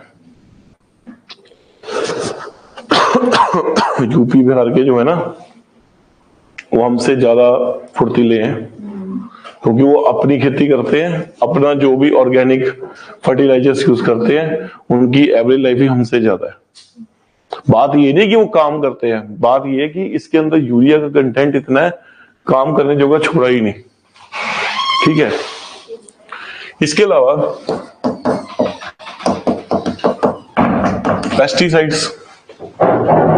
पेस्टिसाइड्स का हमने काफी यूज किया। अब पेस्टिसाइड की यूज से दो प्रॉब्लम आ गई। पहला, मैंने आपको बताया बठिंडा में यहाँ तो कैंसर ट्रेन चलने लग पड़ी, लोगों को कैंसर होने लग पड़े। ठीक है। दूसरा, सॉइल की फर्टिलिटी खत्म होने लग पड़ी। आज पंजाब की जो सॉइल है वो इतनी उपजाऊ नहीं है जितनी उस समय थी जब ग्रीन रेवोल्यूशन शुरू हुआ था। अगर आप कंपेयर करने में आ जाओ ना कि उतनी है, तो उतनी नहीं है आज। ठीक है। इसके अलावा वाटर लॉजिंग, इसकी बहुत बड़ी प्रॉब्लम खड़ी हो गई है। और खेतों में देखा होगा पानी खड़ा ही रहता है। जब पानी खड़ा रहेगा तो क्या होगा, पानी के अंदर भी तो सॉल्ट है ना, सॉल्ट का कंटेंट आपकी फसल में ज्यादा हो जाएगा, जिससे क्या होगा, आपकी सॉइल आने वाले टाइम में क्या होगी, खराब हो जाएगी, फर्टिलिटी अपनी लूज कर जाएगी। ठीक है। तो वाटर लॉजिंग की प्रॉब्लम आ गई। इसके अलावा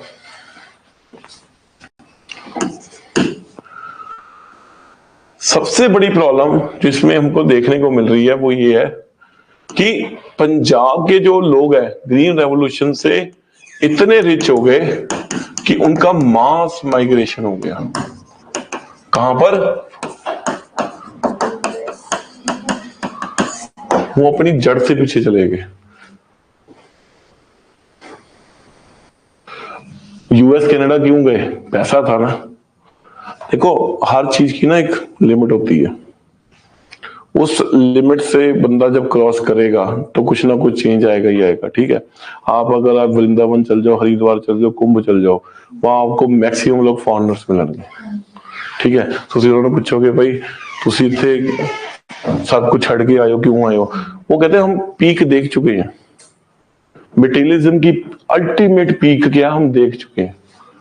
और अब वो कहां पर आ गए, यहां पर आ गए। हमने पीक देखनी है तो हमारे बंदों ने क्या किया, अपनी जमीनें बेच बेच के पीक देखने चले गए।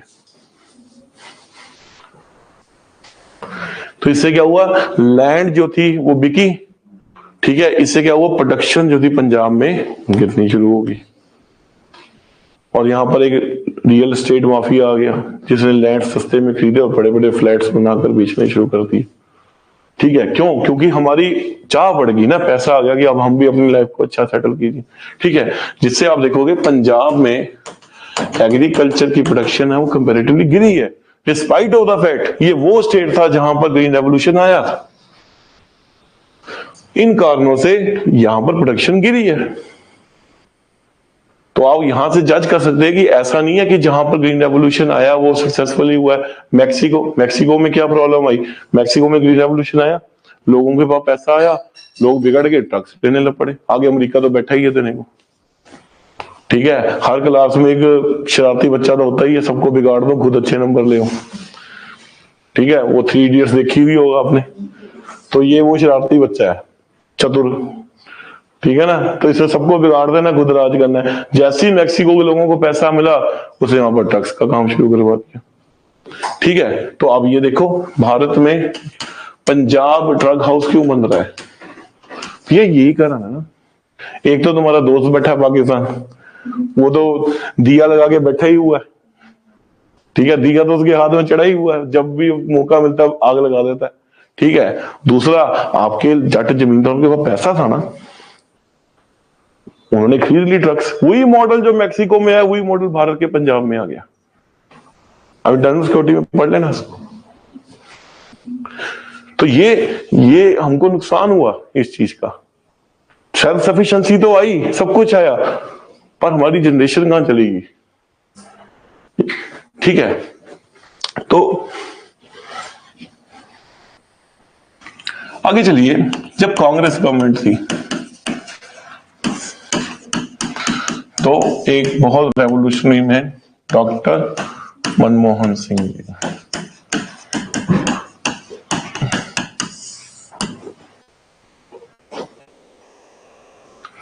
चलिए, डॉक्टर मनमोहन सिंह, उन्होंने एक कंसेप्ट लेके आए, second green revolution. Second green revolution का कंसेप्ट लेके आए। ठीक है जी। अब सेकेंड ग्रीन रेवोल्यूशन क्या है?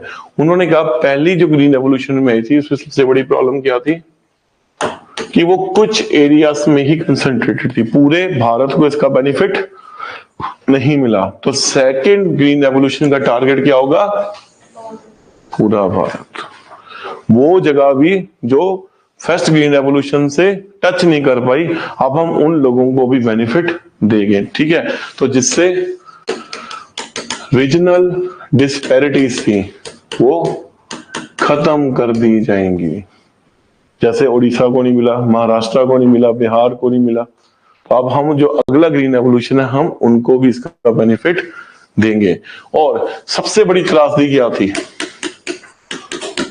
केमिकल्स, फर्टिलाइजर्स, पेस्टिसाइड्स, जिससे क्या हुआ? सॉइल जहर बन गई। ठीक है, आज हम लोग कहते हैं ना जहर खा रहे हैं, केमिकल्स है ना ये। तो सेकेंड ग्रीन रेवोल्यूशन ने क्या बोला कि इसकी जगह अब हम कहां स्विच करेंगे? ऑर्गेनिक खेती के अंदर। तो जो सेकेंड ग्रीन रेवोल्यूशन होगा वो ऑर्गेनिक खेती, जो ऑर्गेनिक खादें होती हैं, उसको यूज करेगा, ताकि जो ये कैंसर की प्रॉब्लम चल रही है, ये चीजें सॉर्ट आउट हो सके। तो भारत में इसको लागू किया गया। और सिक्किम, ये पेपर में आ चुका है क्वेश्चन, भारत का पहला ऐसा स्टेट है जिसमें आज टोटल 100% एग्रीकल्चर जो हो रहा है वो ऑर्गेनिक खेती में हो रहा है। याद रखना इस चीज को, सिक्किम।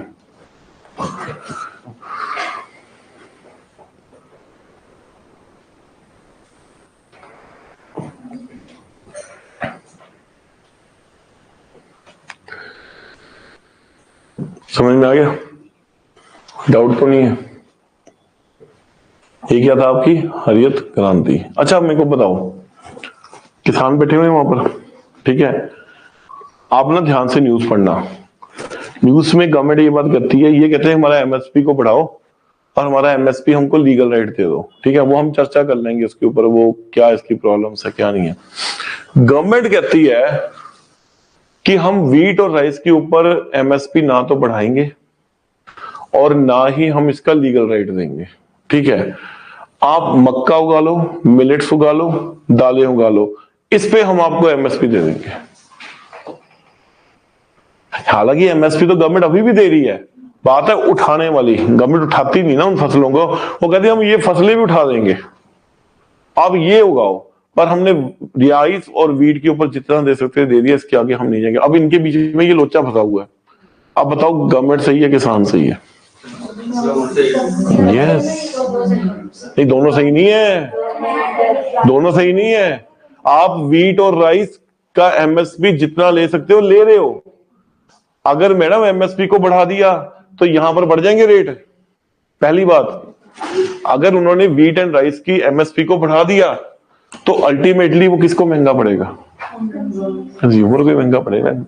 अगर आज दंगा हो जाए ना, ट्रेन को किसी ने आग लगा दी तो गवर्नमेंट कुछ नहीं करती, उस एरिया में टोल टैक्स खोल देती है। याद रखना, सरकार का ना एक एजेंडा है, सरकार अपने पे कभी नहीं करती बात। किसी एरिया में अगर मुजफ्फरनगर में ट्रेन आग लगा दी, तोड़ दंगा फसाद हो गया ना, उन्होंने कुछ नहीं करना, 60 किलोमीटर के एरिया में 2 टोल टैक्स खोल देने। आपसे लेगी वो, गवर्नमेंट लेती। अगर एमएसपी आपको बढ़ा के देगी तो अल्टीमेट उसका किसका खमियाजा भुगतना पड़ेगा? आम जनता को। तो गवर्नमेंट कहती है पहली बात, हम एमएसपी की जो पीक लिमिट है वो दे चुके हैं, इससे आगे देंगे तो अल्टीमेटली जनता ने तो गवर्नमेंट के ही नारे लगाने हैं जाके, पहली बात। दूसरी बात, अगर एमएसपी बढ़ा दिया राइस पे और आप किसान उत्साहित हो जाएगा, होगा या नहीं होगा? वो उसी की प्रोडक्शन करेगा, फिर ज्यादा यूरिया, ज्यादा फर्टिलाइजर, ज्यादा पानी की कंजम्पशन, क्योंकि वो तो फिर उसी को बढ़ाएगा ना। प्रॉब्लम खड़ी होगी, फिर प्रॉब्लम तो आ गई, आपकी ट्रेन तो आ गई, आपकी एक चल रही है जी सदके 2 नहीं चलेंगी फिर।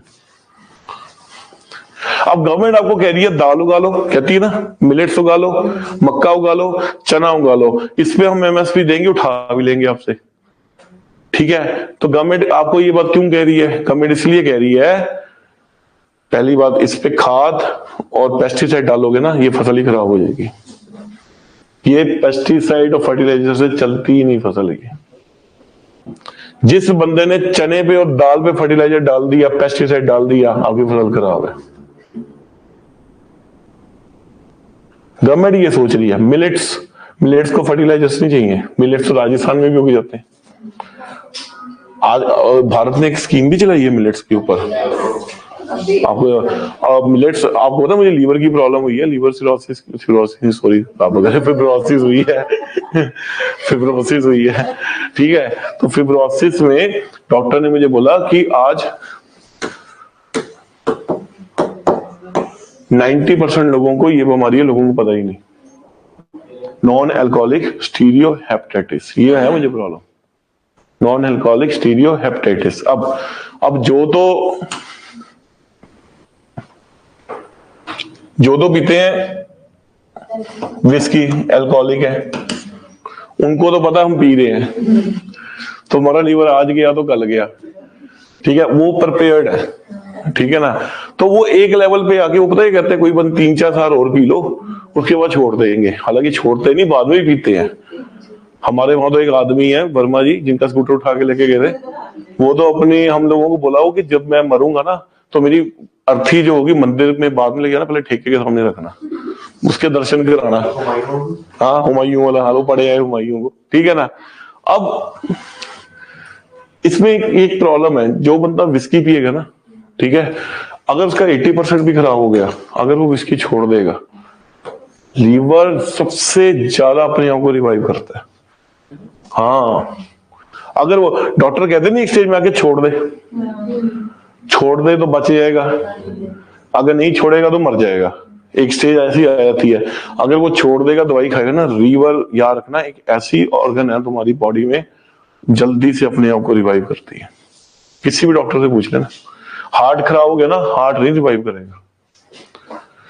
किडनी खराब होगी, किडनी नहीं रिवाइव करेगी। लीवर जितना मर्जी 80% 85% अगर आप छोड़ गए उसको, तो वो आपका रिवाइव कर जाएगा। कई लोग ठीक होते हैं ना मेडिकेशन से, ठीक हुआ। कभी देखा हार्ट वाला बंदा फिर से ठीक हुआ ऐसे डाइट पे ही ठीक हो गया? नहीं। अब यहाँ प्रॉब्लम क्या है? अब यहाँ ये प्रॉब्लम है, आप छोले भटूरे, ठीक है, टिक्की समोसा बटर नान वो खा रहे हो, ठीक है, आप कहते हो मैं तो सूफी हूं, ना मैं अंडा खाता, ना मीट खाता, ना कुछ खाता, मैं तो सूफी आदमी, ठीक है। तो वो लेयर आपकी लीवर में जमती जा रही है और अल्टीमेटली वो क्या बना रही है, नैश। लाइक वो फैटी लीवर की बात कर रहे हो आप? किसकी? फैटी लीवर की अगली स्टेज ही है। आप फैटी लीवर हो जाए ना, पंजाबी पता है कहते हैं, वो तो पंजाब है। पंजाब में तो 90% लोगों का फैटी लीवर ही है। सर फैटी लीवर के आगे नैश है, जो फिब्रोसिस है, फिर सिरोसिस है, फिर आपको पता होना चाहिए लास्ट स्टेज लीवर कैंसर है, जहां पर आपको ट्रांसप्लांट कराना पड़ेगा। इसकी यही है, यही है। तुम खाते हो ना बाहर का? सर वही तो कहना मैं फैटी लीवर। हाँ तो वो खाया है ना मक्खन अमूल का।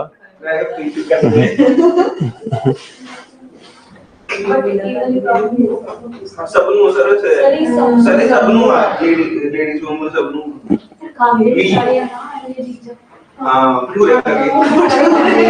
हाँ यादव जी के भटूरे खाओ तुम यूज। ठीक है, तो गवर्नमेंट ने क्या किया?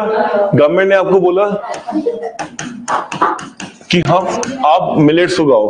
भैया उसका कारण है, मिलेट्स का कारण है, जैसे देखो लवप्रीत भी बोल रहा है, मिलेट्स से क्या होगा, एक तो आपकी क्रॉप डाइवर्सिफिकेशन होगी।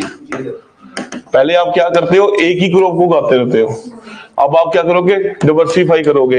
याद रखना नेचर की ये कला है, नेचर में जितनी ज्यादा डाइवर्सिफिकेशन होगी उतनी लंबी चलेगी। इन्वायरमेंट में आता नहीं, इन्वायरमेंट में जितनी ज्यादा डाइवर्सिफिकेशन होगी उतना लंबा चलोगे आप, ठीक है ना। तो जितनी ज्यादा क्रॉप्स उगाओगे वो पहली बात तो आपकी फर्टिलिटी इंक्रीज होगी। अगर कहीं आपने चना उगा लिया, दाल उगा ली, तो नेचुरल नाइट्रोजन फिक्सेशन नहीं होती। ये ऐसी क्रॉप्स हैं जो नाइट्रोजन को उठाती हैं, क्योंकि इसमें क्या होती है, लेग्यूम्स होते हैं, ठीक है, उससे भी आपकी प्रोडक्टिविटी इंक्रीज होगी। सबसे बड़ी बात ये है कि ये जो बंदे बैठे हुए हैं, अब प्रॉब्लम ये है कि पंजाब में 80% लोगों के लीवर फैटी है, जो हम कहते हैं हम तो पंजाबी हैं, ठीक है। अगली स्टेज क्या है, ये इस स्टेज में आके वीट नहीं डाइजेस्ट होता, ग्लूटेन है ना। जिस बंदे को लीवर, मेरे को है, मैं रोटी एक खाता हूं, डाइजेस्ट नहीं होती, लीवर में वो गया ना, प्रॉब्लम आ गई है। अब पंजाब में आपके 80% लोग ऐसे हैं, ठीक है, आप खाओ नान भटूरे, फिर गैस ही बनेगी, या चक्कर आएंगे, या गिरोगे आप, या पेन होगी यहाँ पर। तो वो आपको एक और काम करे, वो कहते हैं मिलेट्स खाओ। ओवरऑल डाइट, हल्की पूरी डाइट आपको मिलेगी इससे। तो इसका बेनिफिट क्या है, हेल्थ बेनिफिट भी है, इन्वायरमेंट बेनिफिट भी है, और अल्टीमेटली वो आपको दे तो रही है एमएस भी इन लोग चीजों में। ओके, बताओ बताओ बताओ बताओ। नहीं ठीक है, मैं हो सकता है, ठीक है, आप किसान भी सही है, मैं ये नहीं कहता किसान गलत है, पर गवर्नमेंट भी अपनी जगह सही है कहीं ना कहीं। ये नहीं मैं कह रहा कि मतलब कि गवर्नमेंट सही है किसान गलत है। हम ना उसकी पीक में पहुंच चुके हैं, वीट और राइस की कंजम्पशन की ना पीक में पहुंच चुके हैं, और अगर उन्होंने इसका एमएसपी बढ़ा दिया, ना केवल मार्केट में इसका रेट बढ़ेगा, फर्टिलाइजर्स और पेस्टिसाइड्स की कंजम्पशन और बढ़ जाएगी यहाँ पर। अब वो कह रहे हैं ठीक है, अब आप क्रॉप की डिवर्सिफिकेशन करो थोड़ी सी, इससे आपकी, हाँ जी एक्चुअली में मतलब ये चीजें सही है, बट पता क्या है कि जो गवर्नमेंट है ना, वो मतलब जो किसान है उनको प्रॉपर है ना गाइडलाइंस भी तो प्रोवाइड करवाए। अभी किसान को पता ही नहीं कि तो मतलब मान लो कोई भी क्रॉप लेकर आते हैं, उसमें मतलब क्या करना है, तो फिर वो भी किसान भी तो अपनी जगह सही है ना। तो किसान केंद्र वाला बने हैं, वो नहीं करते, सेवा केंद्र वाला बने हुए हैं, सर कुछ भी नहीं करते। कृषि विज्ञान केंद्र, हाँ वो नहीं करते, आपको बताते हैं। एक्चुअली पता क्यों बोल रहे हैं, एक्सटेंशन थोड़ी कमी है। मतलब आप ये कह रहे हो कि इंफॉर्मेशन की लैग है, गाइडेंस नहीं है। मैं तो अभी एक किसी ने बेस्ट मिनट तो पता ही सीगा, पर किसी को आज पता नहीं मिलिट्स के ऊपर एमएसपी मिलती है किसी को, फ्री में मतलब और अपना ले रहे, अवेयरनेस नहीं है। हाँ ये तो प्रॉब्लम देखो ना, ये गवर्नमेंट की प्रॉब्लम शुरू से रही है। पर मेरे को पता कि अटैक ग्रेजुअली होती है, इनिशिएटिव नहीं होता दी स्टेबल सर्विस नहीं, बात प्रॉब्लम जाती है ना। हाँ प्रॉब्लम पता क्या है, देखो ना, हमको गवर्नमेंट का एक और एजेंडा भी है इसमें, आपको मैं बताऊं। गवर्नमेंट का एजेंडा ये है कि गवर्नमेंट को पल्सेस आज मंगवाने पड़ रहे हैं बाहर से। सर ऑयल सीड्स भी। हाँ ऑयल सीड्स, सबसे बड़ा पाम ऑयल। पाम ऑयल वो खतरनाक है, पता है आपको? हाँ जी। पाम ऑयल बहुत खतरनाक है। क्यों? ये जो आपके बिस्कुट वाले होते हैं, पार्ले जी, टाटा जी, ठीक है, इसके अंदर पाम ऑयल ही है, हार्ट को पड़ता है ये। अब गवर्नमेंट की यहाँ पर ऑयल सीड की प्रोडक्शन ही नहीं है। गवर्नमेंट आपको कहती है करो, हम देंगे, हम करके राजी नहीं है, हमको सारा वहां से मंगाना पड़ता है। तो गवर्नमेंट ये भी चाहती है कि हमारा एक्सपोर्ट बढ़े, इंपोर्ट घटे। प्लस ये जो प्रॉब्लम चल पड़ी है यहाँ पर कैंसर की, कैंसर, मालवा कैंसर हब है पंजाब का, जो मालवा रीजन है ना, वो मैं नहीं कहता, दी हिंदू कहता है ये। वो क्यों भी कॉटन है उससे ज्यादा ना, कॉटन स्प्रे ज्यादा बनती है। हाँ कम से कम 7-8 स्प्रे बैन। इसमें गवर्नमेंट की भी गलती है।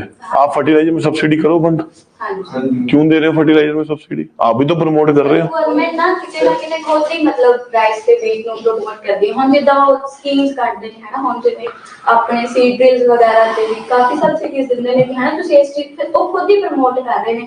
ਉਹਦੀ ਜਗ੍ਹਾ ਮਤਲਬ ਜਿਹੜਾ ਪੈਸਾ ਉਹਦੇ ਤੇ ਲਾ ਰਹੇ ਨੇ ਹੈ ਨਾ, ਉਹ ਦੂਸਰੀਆਂ ਸਕੀਮਸ ਤੇ ਲਾਉਣ ਤਾਂ ਸ਼ਾਇਦ better ਹੋ ਸਕਦਾ ਹੈ। ठीक है, चलो तो दोनों ही फंसे पड़े हैं। हाँ जी। ठीक है, सर फर्टिलाइजर का और भी कितने यूज हो सकता है जब नहीं फर्टिलाइजर का काम तो क्रॉप्स में यूज होगा, वो तो बंद क्यों नहीं कर रही सर? तो वही तो वो बात कर रहे हैं कि आज अगर आप ऑर्गेनिक फर्टि आप ठीक है, गवर्नमेंट अगर सही है तो वो ऑर्गेनिक फर्टिलाइजर क्यों नहीं प्रोवाइड कर रहे? नहीं, पर एक आपको एक पता होगा, गवर्नमेंट ने एक शुरू किया नीम कोटेड यूरिया। हाँ जी सर, ਉਹਦੇ ਚ नैनो फर्टिलाइजर। हाँ नैनो फर्टिलाइजर्स हैं, ऑर्गेनिक नीम के नैनो फर्टिलाइजर्स हैं। अब प्रॉब्लम ये है किसान को पता ही नहीं। हाँ जी सर, वही देखा, आपको ही नहीं पता होगा नीम कोटेड यूरिया के बारे में, अवेयरनेस नहीं है। ठीक है, तो बात का सिरा ये निकला ਸਰ ਹੁਣ ਰੈਦਰ ਦੈਨ ਮਤਲਬ ਯੂਰੀਆ ਤੇ ਆਪਾਂ ਨੂੰ ਸਬਸਿਡੀ ਦੇਣ ਦੀ ਬਜਾਏ ਉਹਨਾਂ ਜਿਹੜੇ ਨਿਊ ਹੈ ਨਾ ਉਹਨਾਂ ਲਾਉਣ नैनो फर्टिलाइजर। ਉਹਨਾਂ ਤੇ ਦੇ नैनो फर्टिलाइजर पता क्या है? इतनी बोतल है, उससे सारा। इतनी सी बोतल है भाई नैनो फर्टिलाइजर। नैनो आप पढ़ना नैनो टेक्नोलॉजी में, वो इतनी बोतल आपने डाल दी ना, समझो 4 बोरे फर्टिलाइजर की डाल दी। हाँ जी। और ऑर्गेनिक नीम का, नीम कोटेड है, उसकी कोटिंग किसकी की हुई है? उन्होंने नीम की हुई है। यूरिया का केमिकल कंटेंट कम है, नीम का कंटेंट ज्यादा है। पर वो है, मैंने तो आज तक नहीं देखा मार्केट में कभी हाँ जी सर, वही नीम कोटेड यूरिया। चलो ठीक है, देखा, आगे चले फिर व्हाइट रेवोल्यूशन।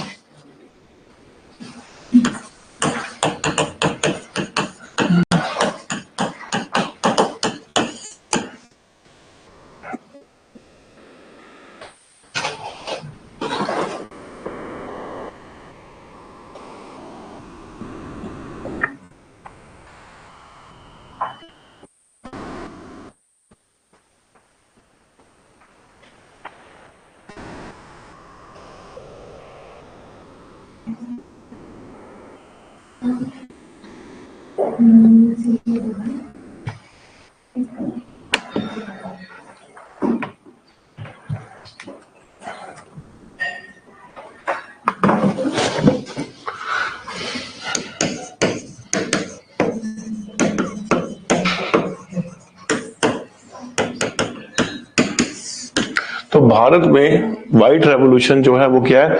मिल्क की प्रोडक्शन से डील करता है। ठीक है, तो पहले दुनिया में डेनमार्क जो था वो सबसे बड़ा मिल्क का प्रोड्यूसर था। आज व्हाइट रेवोल्यूशन की बदौलत भारत सबसे बड़ा मिल्क का प्रोडक्शन दुनिया में करता है। और व्हाइट रेवोल्यूशन के जो जनक है वो कौन है? डॉक्टर वर्गीस क्यूरियन। ठीक है जी, तो व्हाइट रेवोल्यूशन का मेन एजेंडा क्या था? अब मेन प्रॉब्लम ये थी, आ रही थी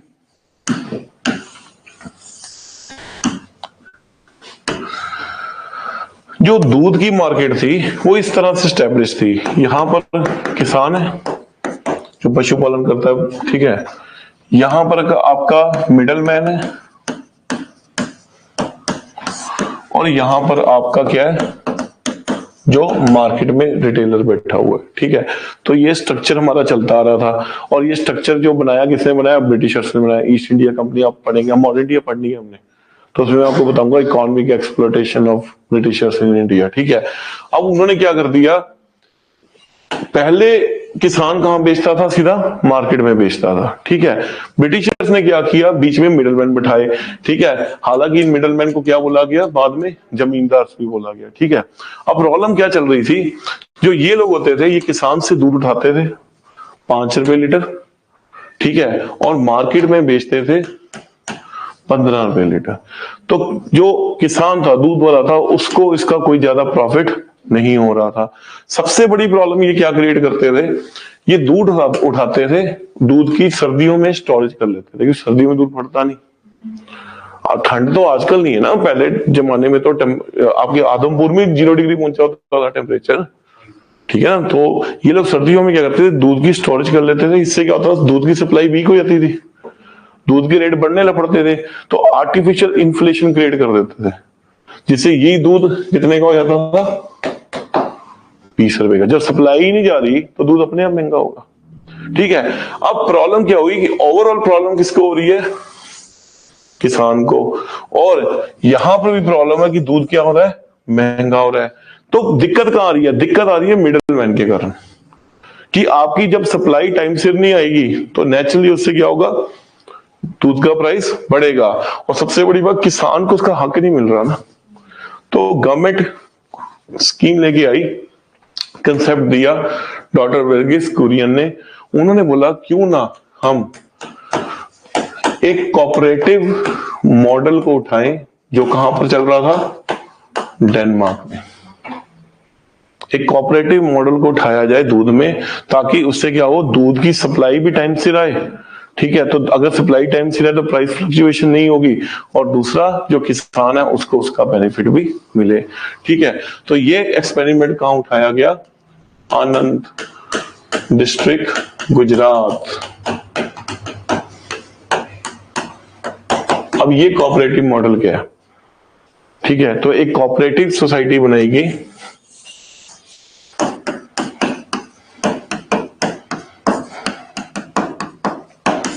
ठीक है। स्पॉन्सर कौन कर रही है, गवर्नमेंट कर रही है, ठीक है। किसानों को, फॉर एग्जांपल दूध के 10 सप्लायर हैं, ठीक है। इन 10 को बोला गया कि आप जो भी दूध दो, किसको दो, हमको दो,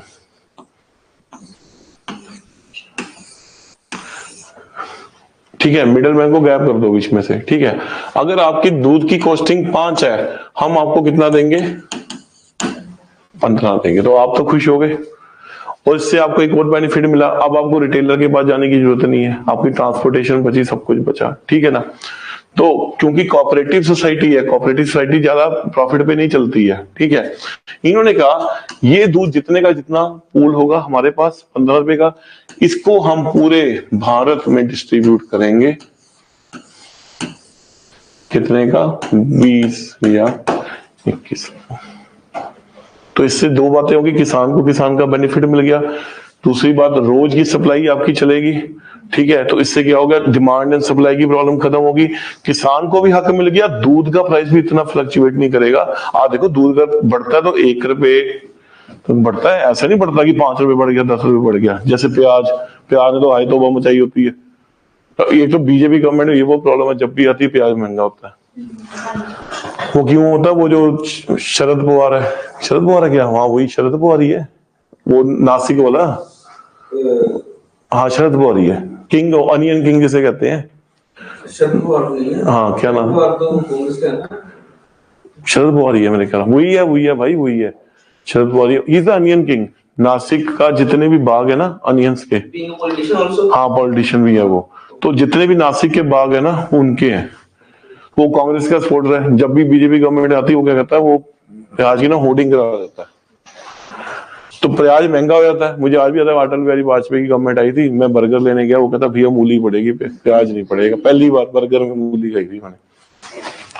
अब इस बार आगे प्रधानमंत्री मोदी, ये बंदा थोड़ा टेढ़ा है, ठीक है। इन्होंने प्याज रोका कि चलो प्याज गया 150। अच्छा आगे बंदा वो भी तेज है, उसने क्या किया, उज्बेकिस्तान से प्याज मंगा दिया।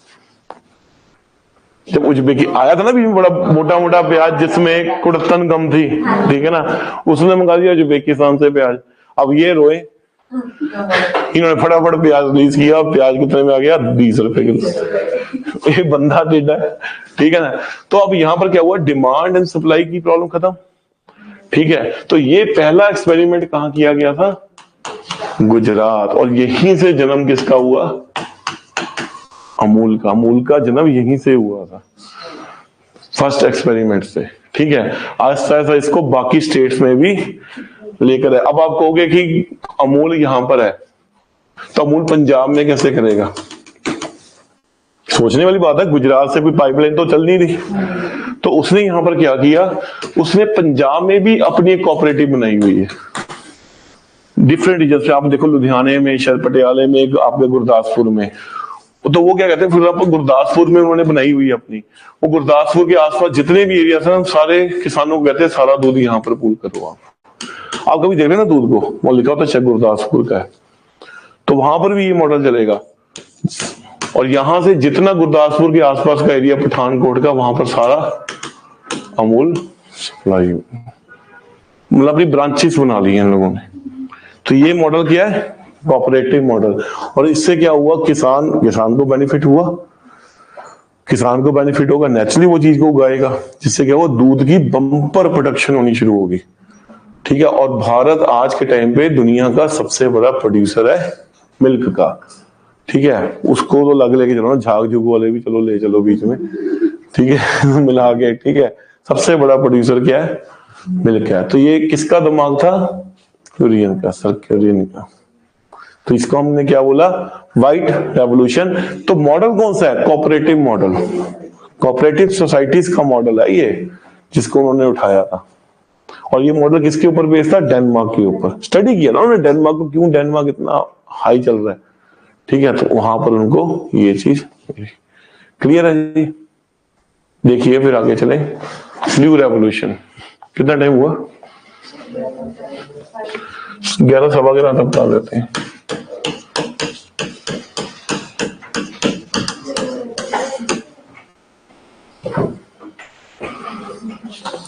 यस, नासिक का प्याज, नासिक का प्याज। अब वो टाइम है, आज का टाइम है, देखो प्याज नहीं बढ़ा। नहीं तो ये इनके 15 साल में कम से कम 15 बार प्याज बढ़ जाता। वो जब भी प्याज बढ़ता ना, वो उज्बेकिस्तान से मंगवा लेते हैं प्याज। ये अपने आप ठंडे होते, अपने आप फेंक देते मार्केट में। यार वो बंदा कांटा है पूरा, मैं को बताऊं, वो बंदा कांटा है। इनका गलत बंदे से पंगे पड़े हुए हैं। अटल बिहारी वाजपेयी शरीफ आदमी थे बेसिकली। ठीक है ना। इंटेलिजेंट तो ये भी है। ठीक है। शरीफ थे। ठीक है ना। जैसे कहते हैं ना भगवान राम, पोइट्री उनके गाने, उनकी गाने भी बने हुए हैं। उनकी जगजीत सिंह की गजल्स बनी है, वो पोइट्री में ज्यादा लगते थे। ठीक है। कारगिल ने भी तभी पंगा ली, कारगिल में तभी पाकिस्तान ने पंगा ले लिया था कि ये तो बंदा कविताएं लिखता है, इसने क्या करना है। इनकी हिम्मत नहीं है पंगा लेने की। देखो भैया, जो दिखता है वही बिकता है ना, दिखाना पड़ता है थोड़ा। ठीक है। अब ये कांग्रेस वाले कहते हैं नहीं जी, वो सर्जिकल स्ट्राइक किया थी, वो तो पेड़ ही तोड़ा है। भावे पेड़ तोड़ा है, हिम्मत तो दिखाई ना जाने की अंदर। आज पेड़ तोड़े, कल तुमको तोड़ देंगे। ठीक है। वो तो छोड़ दो ना बात को, ये बात। ठीक है। चलिए ब्लू रेवोल्यूशन। तो ब्लू रेवोल्यूशन फिश प्रोडक्शन को इंक्रीज करता है। ठीक है। भारत ब्लू रेवोल्यूशन को लेके आया। अब फिश ही क्यों टारगेट किया इन्होंने फिश को? हाँ जी,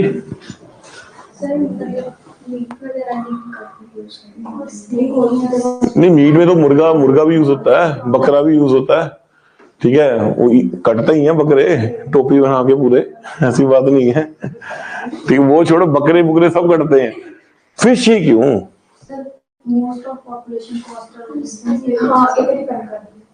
देखो भारत की जो कोस्टल लाइन है, बेसिकली आप देख लेना, ना करते 8,000 किलोमीटर ना करते। ठीक है। तो कोस्टल स्टेट्स का जो सबसे बड़ा फूड है वो बेसिकली फिश है। इजिली अवेलेबिलिटी है ना वहां पर। ठीक है ना। ये पेड़ा कर रहा है। अब ठीक है, बकरे वाला एक सेक्शन खाता है। ठीक है, जो भी उनका है, पर आप उसको एक न्यूट्रियस फ्रूट नहीं कहोगे। कोई अगर आप चिकन खाते हो, कोई चिकन को न्यूट्रियस फूड थोड़ा है, वो इतना सा होता है, वो बल्ब में इतना बड़ा हुआ होता है। आजकल तो टीके टूके लगा के बनाया वो उन लोगों ने। ठीक है। तो वो चीज नहीं है। अब फिश को समुद्र में जाके टीके थोड़ा लगाए हैं आपने। तो ये तो फ्रेश सोर्स है। ठीक है। बकरे में भी डाउट है, हो सकता है टीके टूके लगे उनको। हालांकि बकरे का जो खरोड़े का सूप होता है, वो आपकी इसके लिए बहुत बढ़िया होता है, गोड्डों के लिए। किसी गोड्डे चल जाए ना, तभी आप देखना मुस्लिम्स जो है ना, मुस्लिम्स में जो ओल्ड एज भी होंगे ना, काका भी होंगे जो 80 साल के, वो भी भागते फिरेंगे भैया, उसका वो ग्रीस होती है ना उसके अंदर। हमारे में तो 60 साल में ही लाठियां पकड़ के बैठे होते हैं, वो देखो 80 साल में भी लगे हैं, काम कर रहे हैं अपना, ग्रीस है ना उसके अंदर, ठीक है। पर उसमें प्रॉब्लम क्या है कि उसमें फैट बहुत है। अब वो तो काम कर लेते, हम के काम नहीं करते ना, वो खाएगा हमको।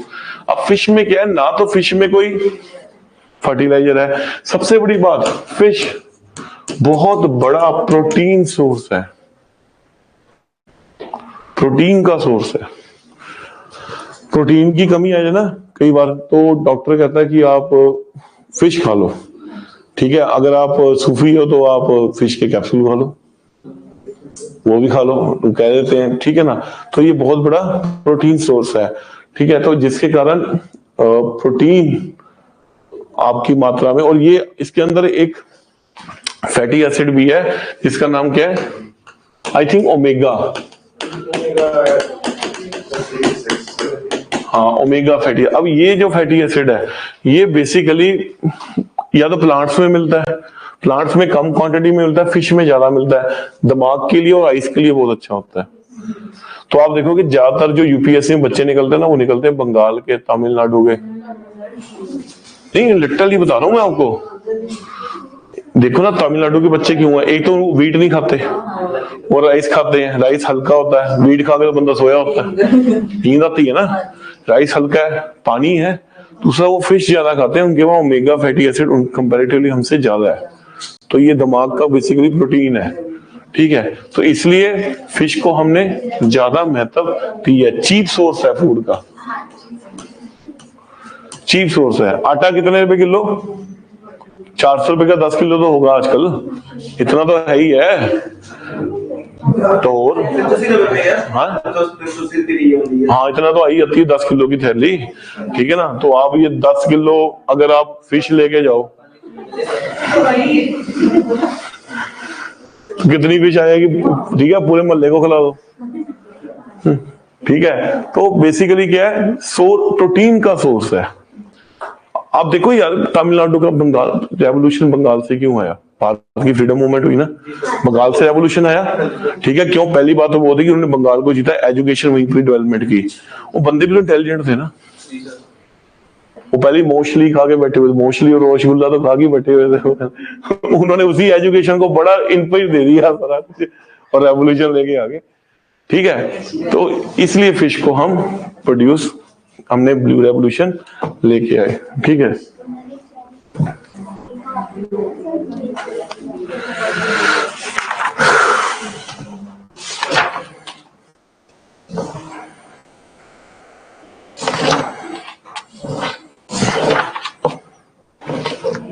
बट ठीक है, बताओ डाउट अगली क्लास में पढ़ाऊंगा, बाकी में देखो कोई डाउट है तो बताओ।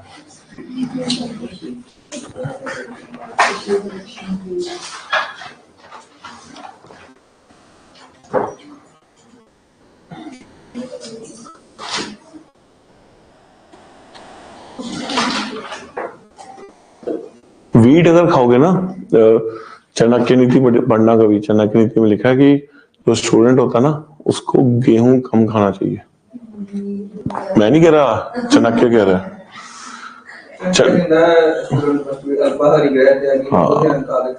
हाँ yes, very good very good.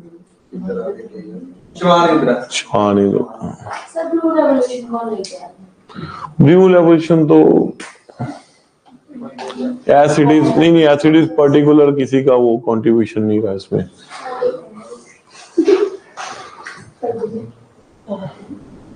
Student life में वीट कम खाना है, ठीक है। तुम तो छोले भटूरे खाते हो मैदे वाले।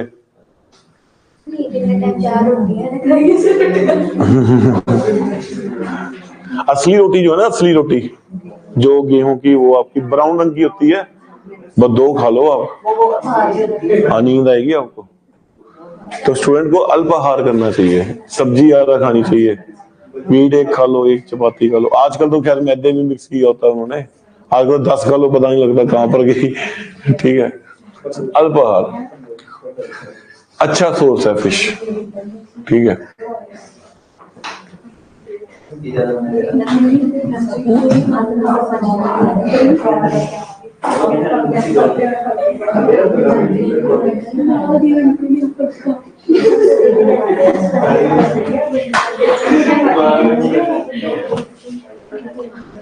हाँ जी बताओ, डाउट क्या है लवप्रीत?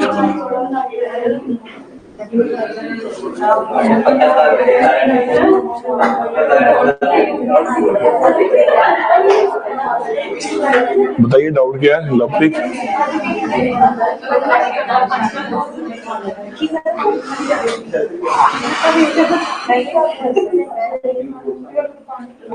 हाँ जी आप लीव कर सकते हो, बस क्लास खत्म होने दी है।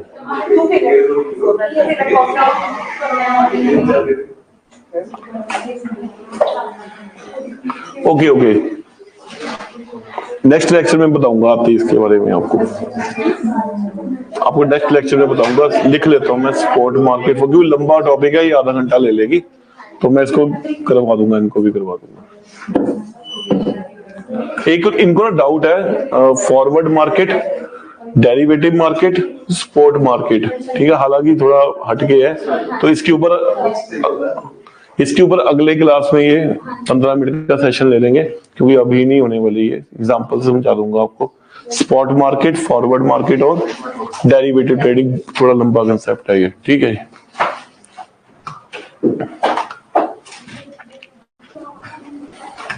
ठीक है जी, चलिए।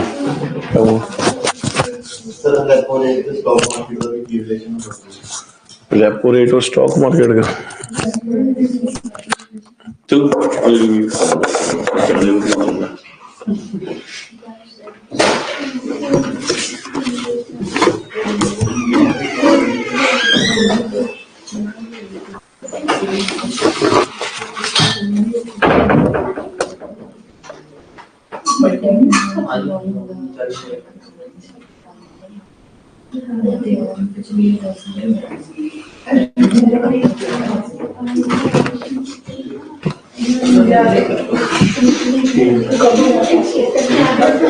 क्या कर रहे हैं?